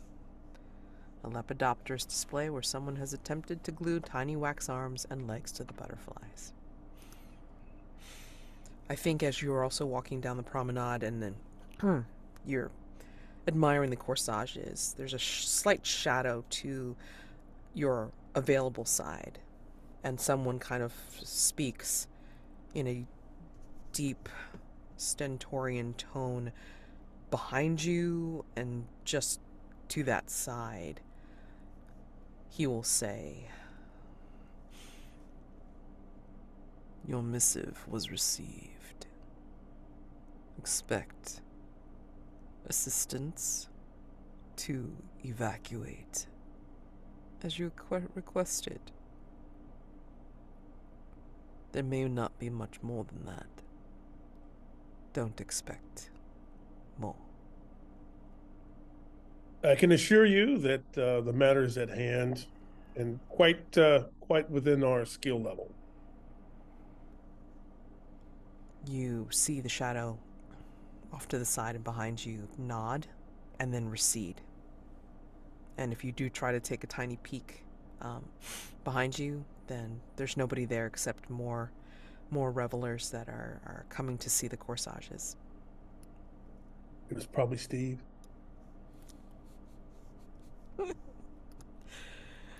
All right. And then Whitmore and Doc. You are over by Cheyne Walk. I think you're following the smells and sounds of Cheyne Walk, as I think, Whitmore, you're being hurried away from the American Bowling Saloon by Doc. But Doc, the building's got an American flag, all 13 stars. Isn't that where, like, shouldn't we be going? Wouldn't we want to go there? That feels like home. You know what? I've grown critical of my home government, and I think that I need more time to work it out. We should go in the opposite direction while I marinate on the great failings of the American project. Whitmore would just pause confusedly while Doc's continuing to push him. Yeah.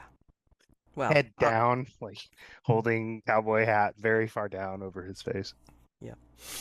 Well, you're drawn by the smell of roasting coffee beans, and then there's a whistle of steamer ships in the distance. There's, amazingly enough, the hopelessly stupid giggling of young lovers around here. Paint the scene for everyone. This street along the harbor, and just a few hundred feet from Cremorne Gardens, will become the center of an artistic movement in London in a few short years. What do you see right now that hints at that future? I'm gonna say there's some clotheslines like connected between two like 3-story buildings or some clotheslines. But on the clothes up there, we can see that they have vibrant colors that have been stained on like some tunics or like some smocks that some artist has hung out to dry.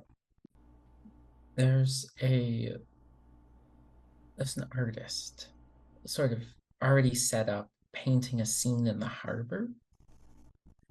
And you can tell that they've been at this for a while because the leaves on the trees are the wrong color for the season. I'm also imagining an artist at work, and like it it a bit it a bit depends on there being kind of like a wall between one of maybe the main thoroughfares and then like the lawn bordering like the water.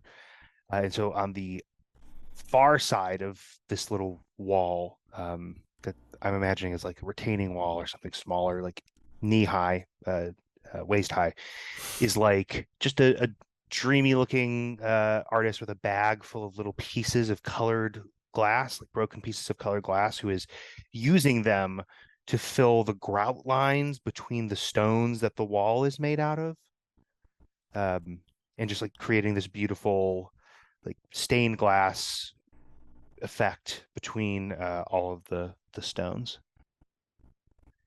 And they're just like getting away with it secretly. So much of the wall has been done. You can tell that they've been coming back like day after day to do this. And it's, just tall enough for them to totally, as long as they're sitting and kind of crouch a little bit, no one notices they're there. And they just spend it all day placing these little pieces of colored glass in between the stones of the wall.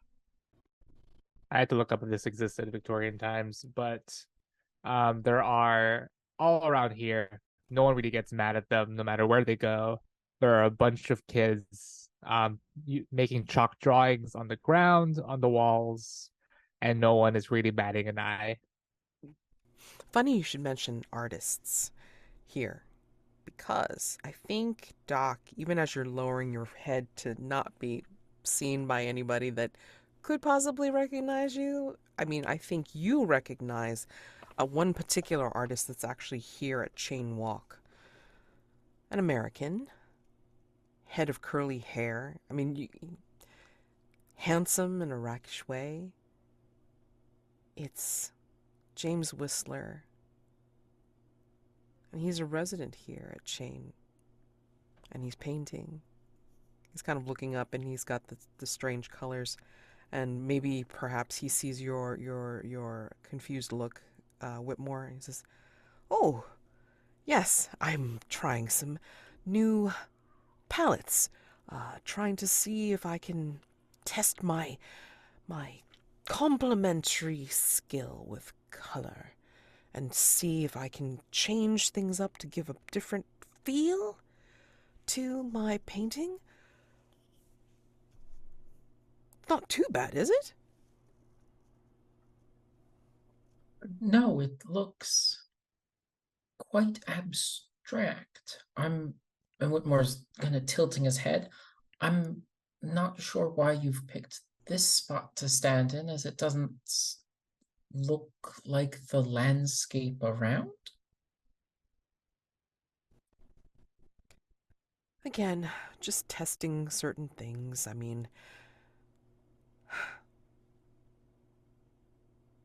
I feel like the gardens are totally original. And it's a place where things can be tried, things can be tweaked.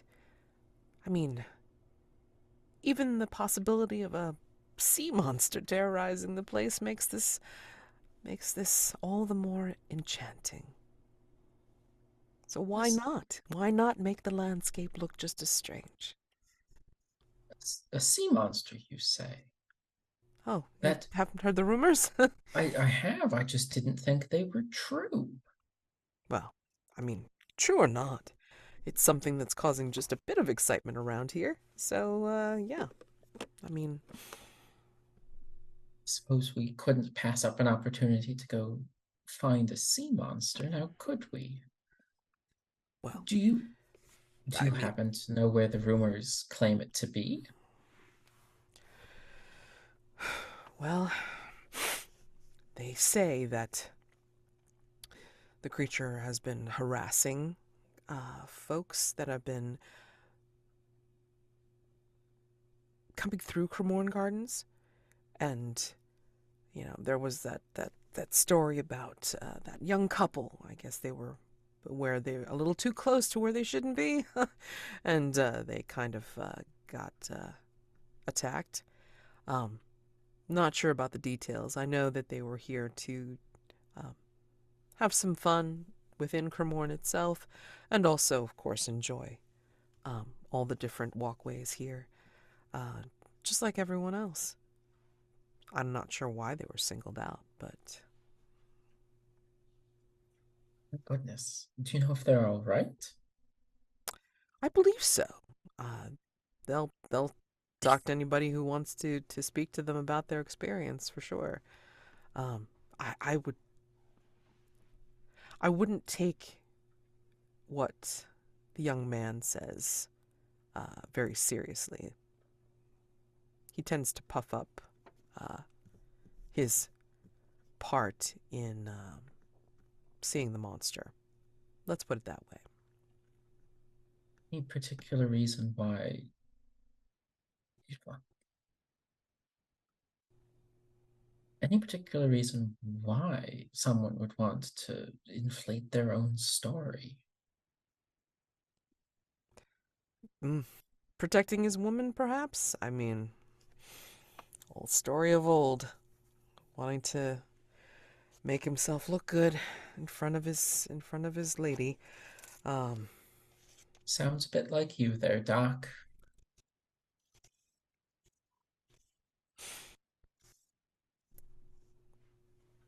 Would you like to do an information move, either talking to him or looking around and observing the environment?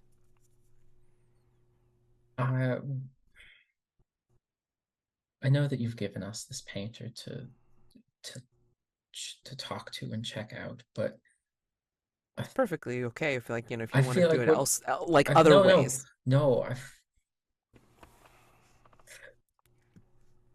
I feel like Whitmore wants to see the scene of the attack Oh yeah, and for sure. check out the area there for an information move.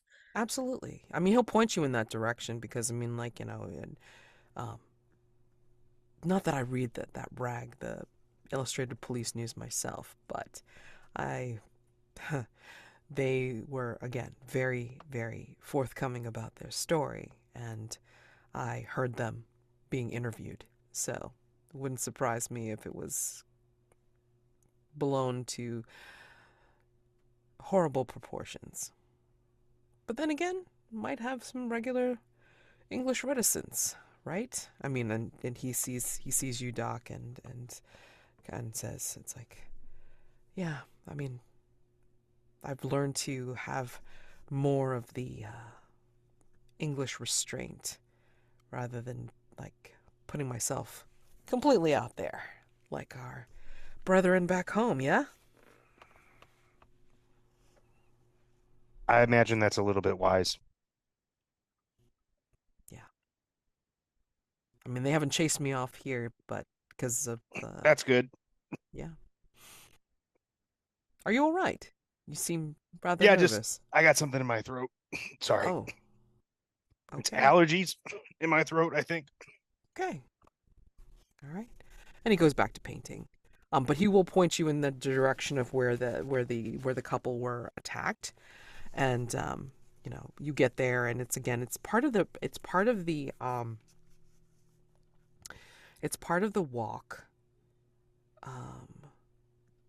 and it looks like things could happen. I mean, it wouldn't even just be a sea creature, right? Because I mean, like it's got like well tended plantings. But if somebody was like crouched or something was crouched behind one of them or something like that, it wouldn't be necessarily seen right away. So creature or no, something skulking about could easily hide and then pounce on people or surprise people.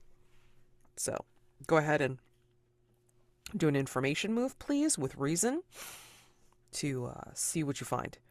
And Doc, if you want to do something around here as well, then you totally can. Yeah, I think Doc was going to do his more like spooky version of investigating the scene. Sure. The thing that comes to mind in this instance is maybe like tasting the mud a little bit Okay. All right. surreptitiously, so no one can see like, what does this taste like? So let me ask you this, because this will Mhm. determine like what way I have you roll.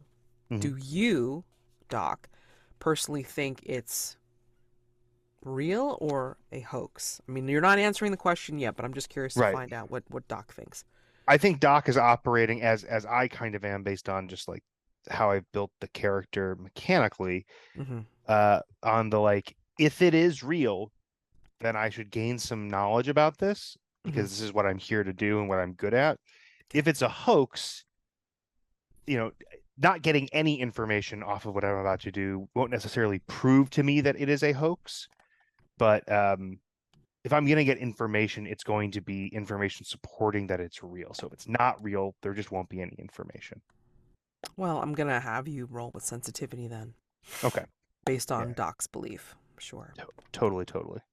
Okay. So Whitmore, what did you roll? 14. Whoa, 'Cause sir! that's 2 6s. Holy I crap! don't know what I did to these dice, but I think they love me. Nice. Now that you say that, okay. So I owe you a mastermind. Give me a second. Mastermind blue. And Doc, don't worry about your sore throat. We can stop by the American Saloon to get you a drink on the way back. We'll help No. you. It'll help your throat. I know. If I know No. you a good. What do you mean? Are you turning down a drink? I have grown accustomed to my usual spot. They serve alcohol elsewhere. They do, but I don't want any from here. We should we warn the others that it's not good alcohol? Or that they don't have good booze? No, I mean, they don't, but also no. Listen, I don't want to make a big deal about this Whitmore, but I used to work here when I first made it to London, and it was really embarrassing because this is like a level of cartoonishness and buffoonery that feels beneath me. And also, I got fired because I punched somebody, a patron. So I'd rather stay away from there. Very fair. Your secret's safe with me. Whistler's gonna pipe up and say, "Hey, it could not be as bad as what I heard happened last night. Did the monster?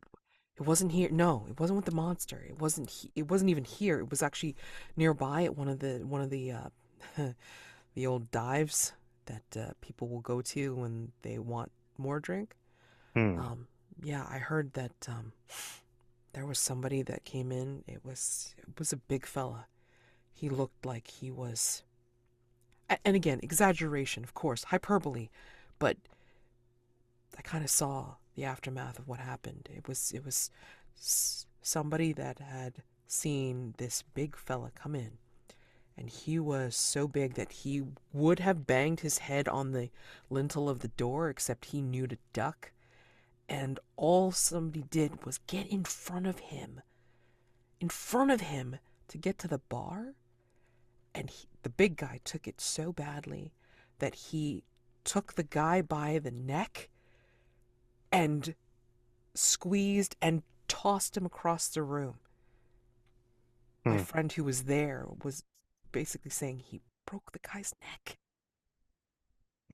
Yeah, I think I know that guy. Where was this? It was like I can't remember the name of the bar, but I mean, if you really want to go there, I don't suggest you go there. It sounds like it's a rough place, but I mean, yeah, that happened. That happened just last night. What?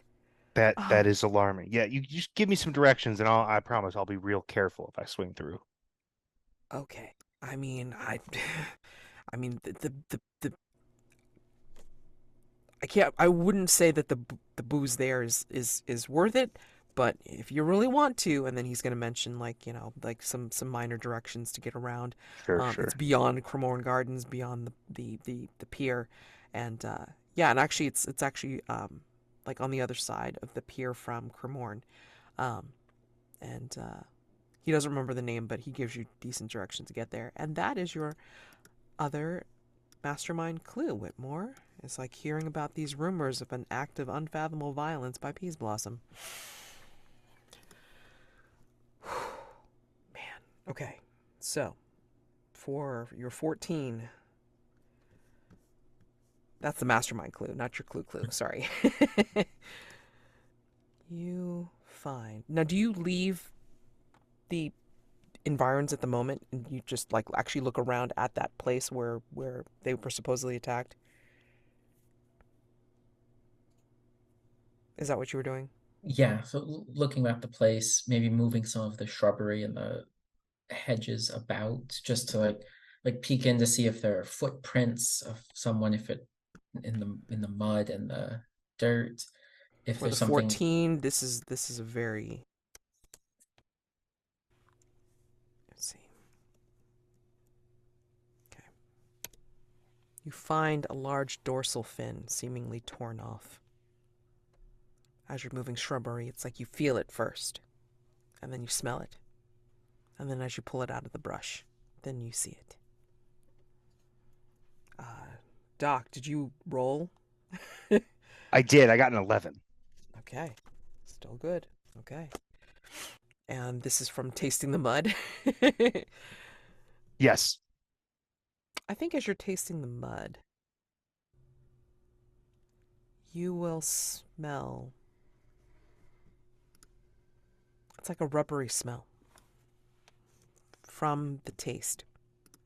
Like, I mean, you kind of probably have tasted dirt, like if you've like Sure.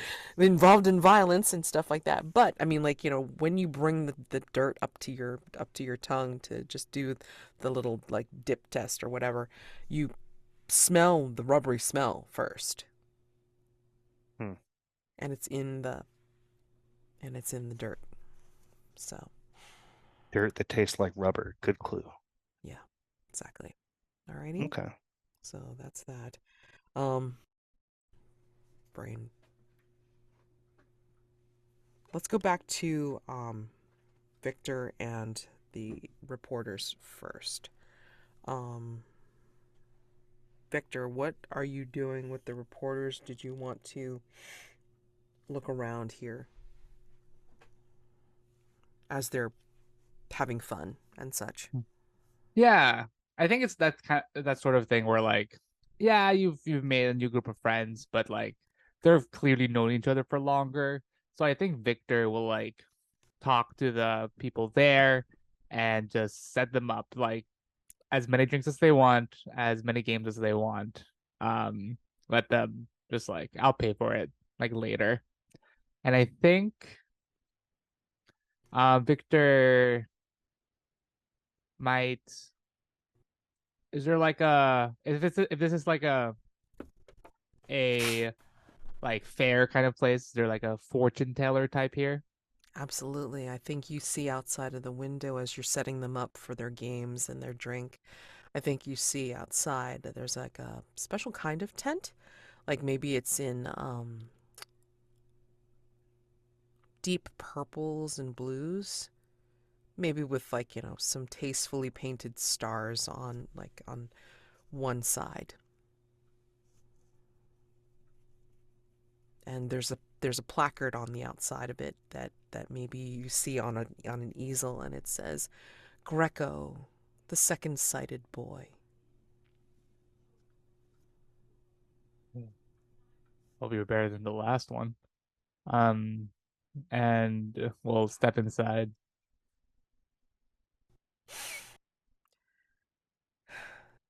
Inside it's dimly lit, and For some reason, it looks bigger in here than it does from the outside. Even with all of the drapery and incense and a single table that's draped.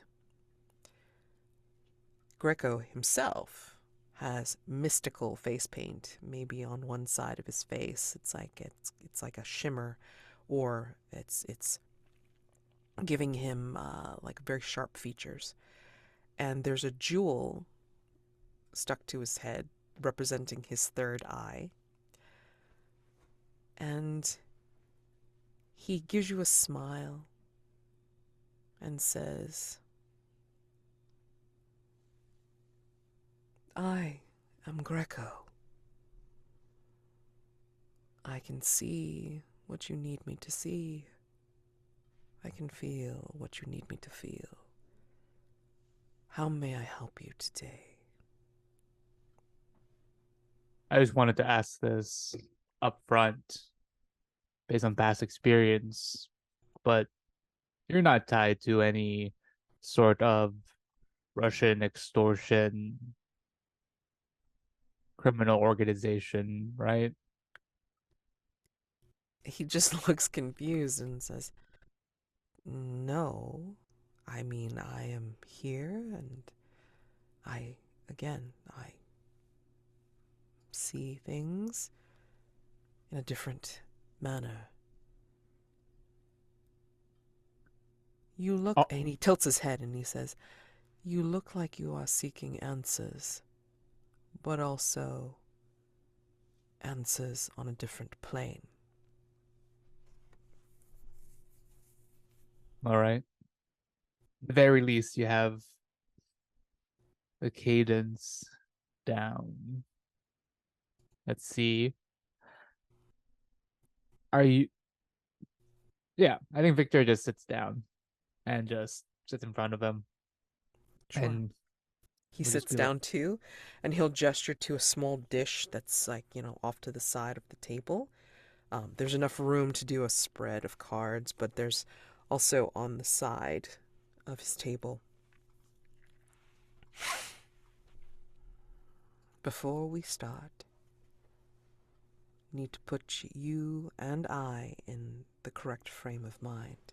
And with a little smile, he'll indicate the 2 chocolates that are sitting in the dish. Already, full disclosure, last time I had a fortune telling, I threatened the fortune teller. But you know what he didn't have? Chocolate. And he'll eat one of the chocolates. Yeah. I mean, he'll take his piece of chocolate the same time you will, and he'll pop it into his mouth, and you can see he's chewing and enjoying it. There's more of that Pretty good. if you need it. And he'll do his mystical passes on his cards, and then, he'll lay them out. Would you like to do some kind of roll here for information? Yeah, I guess it just would be if you I'm getting my fortune told. I guess sensitivity? Yeah. Yeah. Sure. Yeah. I'll just do a straight sensitivity roll, I guess. Okay. Exactly a 7. Nice. Okay. The incense is heady. And even though it tasted like a regular piece of chocolate, like a very high-end piece of chocolate, there's just something about the whole thing that just kind of feels relaxing. And you start to just kind of sit in your seat, but kind of get very relaxed about it. He will begin to lay some cards on the table. And you hear him talk. You hear him say what the card is. You hear him tell you what these cards mean, or at least some usual meanings of the card, and then he'll try and interpret them as vaguely and as specifically as possible to kind of hit all the marks. But while he's doing this, I think you're too distracted, even though you keep staring at him, you keep looking at him, you keep looking at the cards. You hear in your head and outside, you hear a girl singing an unusual song. What does it sound like? It sounds, I will tell you that it sounds of the sea, but it's not just any old sea shanty. What about it is very unusual to you? I think what makes it sound unusual is it sounds like a sea shanty that was only sung by this maybe like it's a well-known, like at least in Victor circles, that there was like a group of sailors who their thing was like really dangerous, like sea, like ferrying missions or deliveries, and they were like lost at some point. Everyone expected it. They survived all longer than everyone thought. But that Victor hasn't heard that ever since those sailors were lost and at sea. I think that's the last part of the song. I mean, it's just like it's so sad and it's so melancholy, and it just kind of like, shoots right through you, as if the song is weaving itself into your soul and your head. And I think that's how it ends. It's like and then lost to sea they were. And that's the exact time that ends. Then Greco stops his recitation and reading of the cards and just looks at you and says, "What did you hear?" An old song, lost to the ocean. That was real. Anything I said that you didn't hear, it's because the song called out to you more. There's someone out there that knows that song. You may want to talk to them. All right. Here, one more for the road. And he offers up the dish. Mind you, you didn't see him touch the dish at all since picking the chocolate off. There are now 2 chocolates sitting on the dish again. I like you, Greco. Most fortune tellers kind of just sit you down and they just fill the room with smoke. None of them ever thought about bringing snacks. Who would have? Such a simple thing, right? Victor will pick up another chocolate and walk outside. And he'll just tilt his head and, nod to you. And I think outside of the tent, I think you will see, passerbys and such. But then you'll hear that little, whiff or the little snatch of song, walking away. And I think you might see a familiar figure kind of singing it rather casually. I think you recognize the hat or the little capelet of Melody. And she's talking and she's alternately singing this snatch of song with someone who seems to be dressed in a burgundy cloak. And that is where we're going to end tonight's episode, because I want to leave time for stars and wishes and just any kind of weird wrap up. Yeah, I'm sorry I didn't get a chance to give you a chance to give a role, Lord Campbell-Hughes, but I mean, at least we're set up sort of for night phase, even though we're going to do some more day phase next time. But I mean, like, again, I just wanted to kind of make sure that we didn't go too much over. All right, so given all of that, if I've covered everyone, I believe so. Yeah, round of stars and wishes. Anything you liked about the session, gameplay, roleplay, and of course wishes for next time and in the future. You guys got, Jesus. Yeah, now you're up to 8 clues. Shit happens. Oh, I can't wait. Shit happens at 10. Mads, up until that last sentence, it was a star for that song that you pulled out. It was lovely. But I guess it's actually a star for bringing melody back in that particular way, and I don't like it. I do not like that. That implication. But for other stars, a star for everyone for the masks at the start. Those were all fantastic. Victor, it was just a wow moment. Doc, it was some great backstory right there. And that was such a Lord James Campbell-Hughes answer to the vulnerable move question. Oh yeah, no, I asked. I just don't care about the answer. Oh, it was great. And yeah. Given that, Mads, you just said that something happens at 10, my wish is that we don't hit 10, because I'm not sure I want to find out what twisted thing the mastermind has planned. It's going to be hard not to mirror a couple of those, because at the very least, stars are everyone for the masks. Each one of those was so incredible.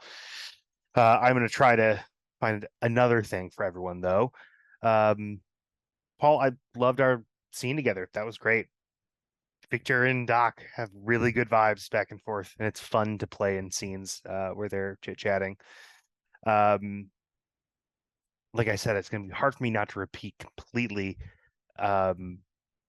Boy, howdy, Mads, I really loved the end of this session. That was deeply haunting, both from being able to like pull up that song and then the kind of very cinematic place it left us off. I really, really enjoyed that. And this is kind of a repeat, but I'll take it from a slightly different perspective. Whitmore and James Campbell-Hughes's vulnerable scene was just again like pitch perfect characterization of both of those two, culminating in was James Campbell Lord James Campbell-Hughes listening? No, not at all. That great. All of that was 100% what I needed it to be. My wish is that we do get to 10 clues. No. My wish is actually, I'm holding my wish from last time, which is to run into Cobweb and for things to get complex. I know that this session didn't have the setting for it, but like I'm gonna go to another CD bar again if my name ain't Doc Roy McBain. When I do, I wanted to run into some trouble. Yeah, stars today. Pretty similar things. Started James Campbell-Hughes for the weird code that he uses for King Victoria. I really like that, like the whole scene with Whitmore being like, "Hey, dude, you don't get the I get the code. Like, I know you don't think you get the code, but like it's just because you're not cool enough to get my queen explorer code is the coolest. You just don't get it." It was really fun. I like Doc being like, "Don't get me near the American bowling saloon at all. I don't want to go back." It's really good. And really, yeah, I feel like Whitmore's paint, like I just want to just like go back to the mask. They're just so well like written almost. Like I would be very impressed if you're just like pulling that out of thin air, but they're just very well thought out and they're really cool. Mads, as always, like really cool characterization for all the NPCs. Yeah. Cool, good. Because for my masks, like I just think about them on the car ride here and just hope for the best. Uh, and just for the choice to be like, yeah, Melody's back, but she's weird. It's always a fun choice to make as the GM, and also fun to bring back to the theater because I think we like, as a group have like a shared trauma with the theater that we're just like, again? No, please. Anything but the theater. It's a really cool choice. And wishes wise, I believe because we have an explorer, it's actually at 9 mastermind clues stuff happens. I think because all the thresholds are down by 1. So we're really close now to cool stuff. So I'm really looking forward to that cool stuff. Because that's when the game gets even more fun. And yeah, that's it for me. The Explorer, the gift that keeps on giving. I've got some stars here. Some of them are the same, but you'll see some different ones. Paul, big star. Really, this is kind of a long game star for you. But I really like how you brought your family and your fiance into the game. And I think maybe you just based it on in want of privilege. I don't know where you come up with it, but you've really fleshed it out. And you know, from some of my other games, Ghost of El Paso, like I really like family. I like including family in games. So, and then a star for you're not tied to a Russian extortion ring. That was a good callback. Star for Jeremy for that. I thought it was a nice slip of the date to Cremorne Gardens. And then with your mask, it's always because Whitmore is such a private person. It's really good when you let us see past all that with the use of the mask to see that who Whitmore really is. And Bob, I think I put it in the chat, but it's still, I think, worth mentioning. That was a great question that Doc asked Victor about their shared family situation. That really was, and I too like your utter avoidance of the American bowling saloon, because you know it was like written for your character, right? And then so you're just like, nope, pass. And for Mads, a big star for incorporating Ed and Addie, adapting them to the reward based on characters that actually were way more significant. And the whole ring conversation was great. And another star for Mads for I really like how you worked in those mastermind clues through the painting for Whitmore, the butterflies next to the corsages for Lord James. So yeah, lots of stars all around. Wishes, let's just keep on, let's everybody stay healthy and keep our schedules clean so we can keep playing as a full ensemble. That's my wish. Yeah, awesome. Totally awesome. I mean, and I had some springboard stars from everything else that people said, and of course it's like I didn't write those down, and yeah, they're out the door. But yeah, I mean, like, definitely echoing a lot of what has already been said, especially with the mask, regardless of whether you come up with them on the fly or you write them down ahead of time, which I've done both. I mean, like, I've just kind of like, done many off the cuff things, but also I think about how to tie back into the story. Whatever theme that I come up with, then build upon it, like, create the foundations, and that helps and informs the moves you take or the way you build your character and your future masks of, like, whatever you've got to narrate left, or even your elective dawn questions, or even your custom move if you've got to make one, and you don't have to, but I mean, like, everybody always looks forward to making a custom move to see how it again shapes their character.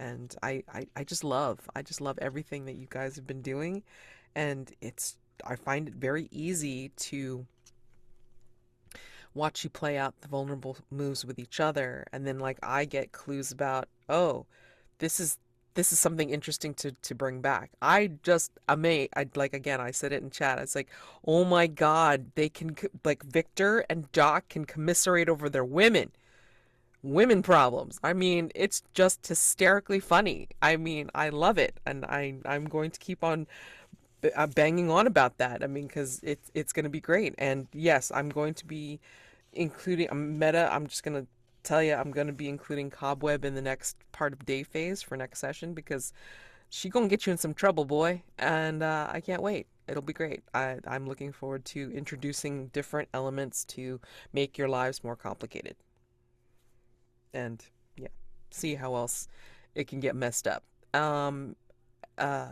So depending on how long or short you want day phase, I mean, definitely just binge right into Dusk. If you want to answer like another question, like a threshold question, you totally can, obviously. And then you can see what you do for night phase. I can't wait to see it. There's plenty to do, and you guys are just plugging along. I mean, I'm even just impressed with the number of mysteries you've gotten to so far. And we're still not that close to the end. That's the funny part. So I'm just like, okay, am I pacing it wrong? I don't know. I don't care. Or like, are the dice not being fun for you guys? I don't know. But either way, I mean, like, I'm having fun because I'm watching you all, and the characters are amazing. I love them all.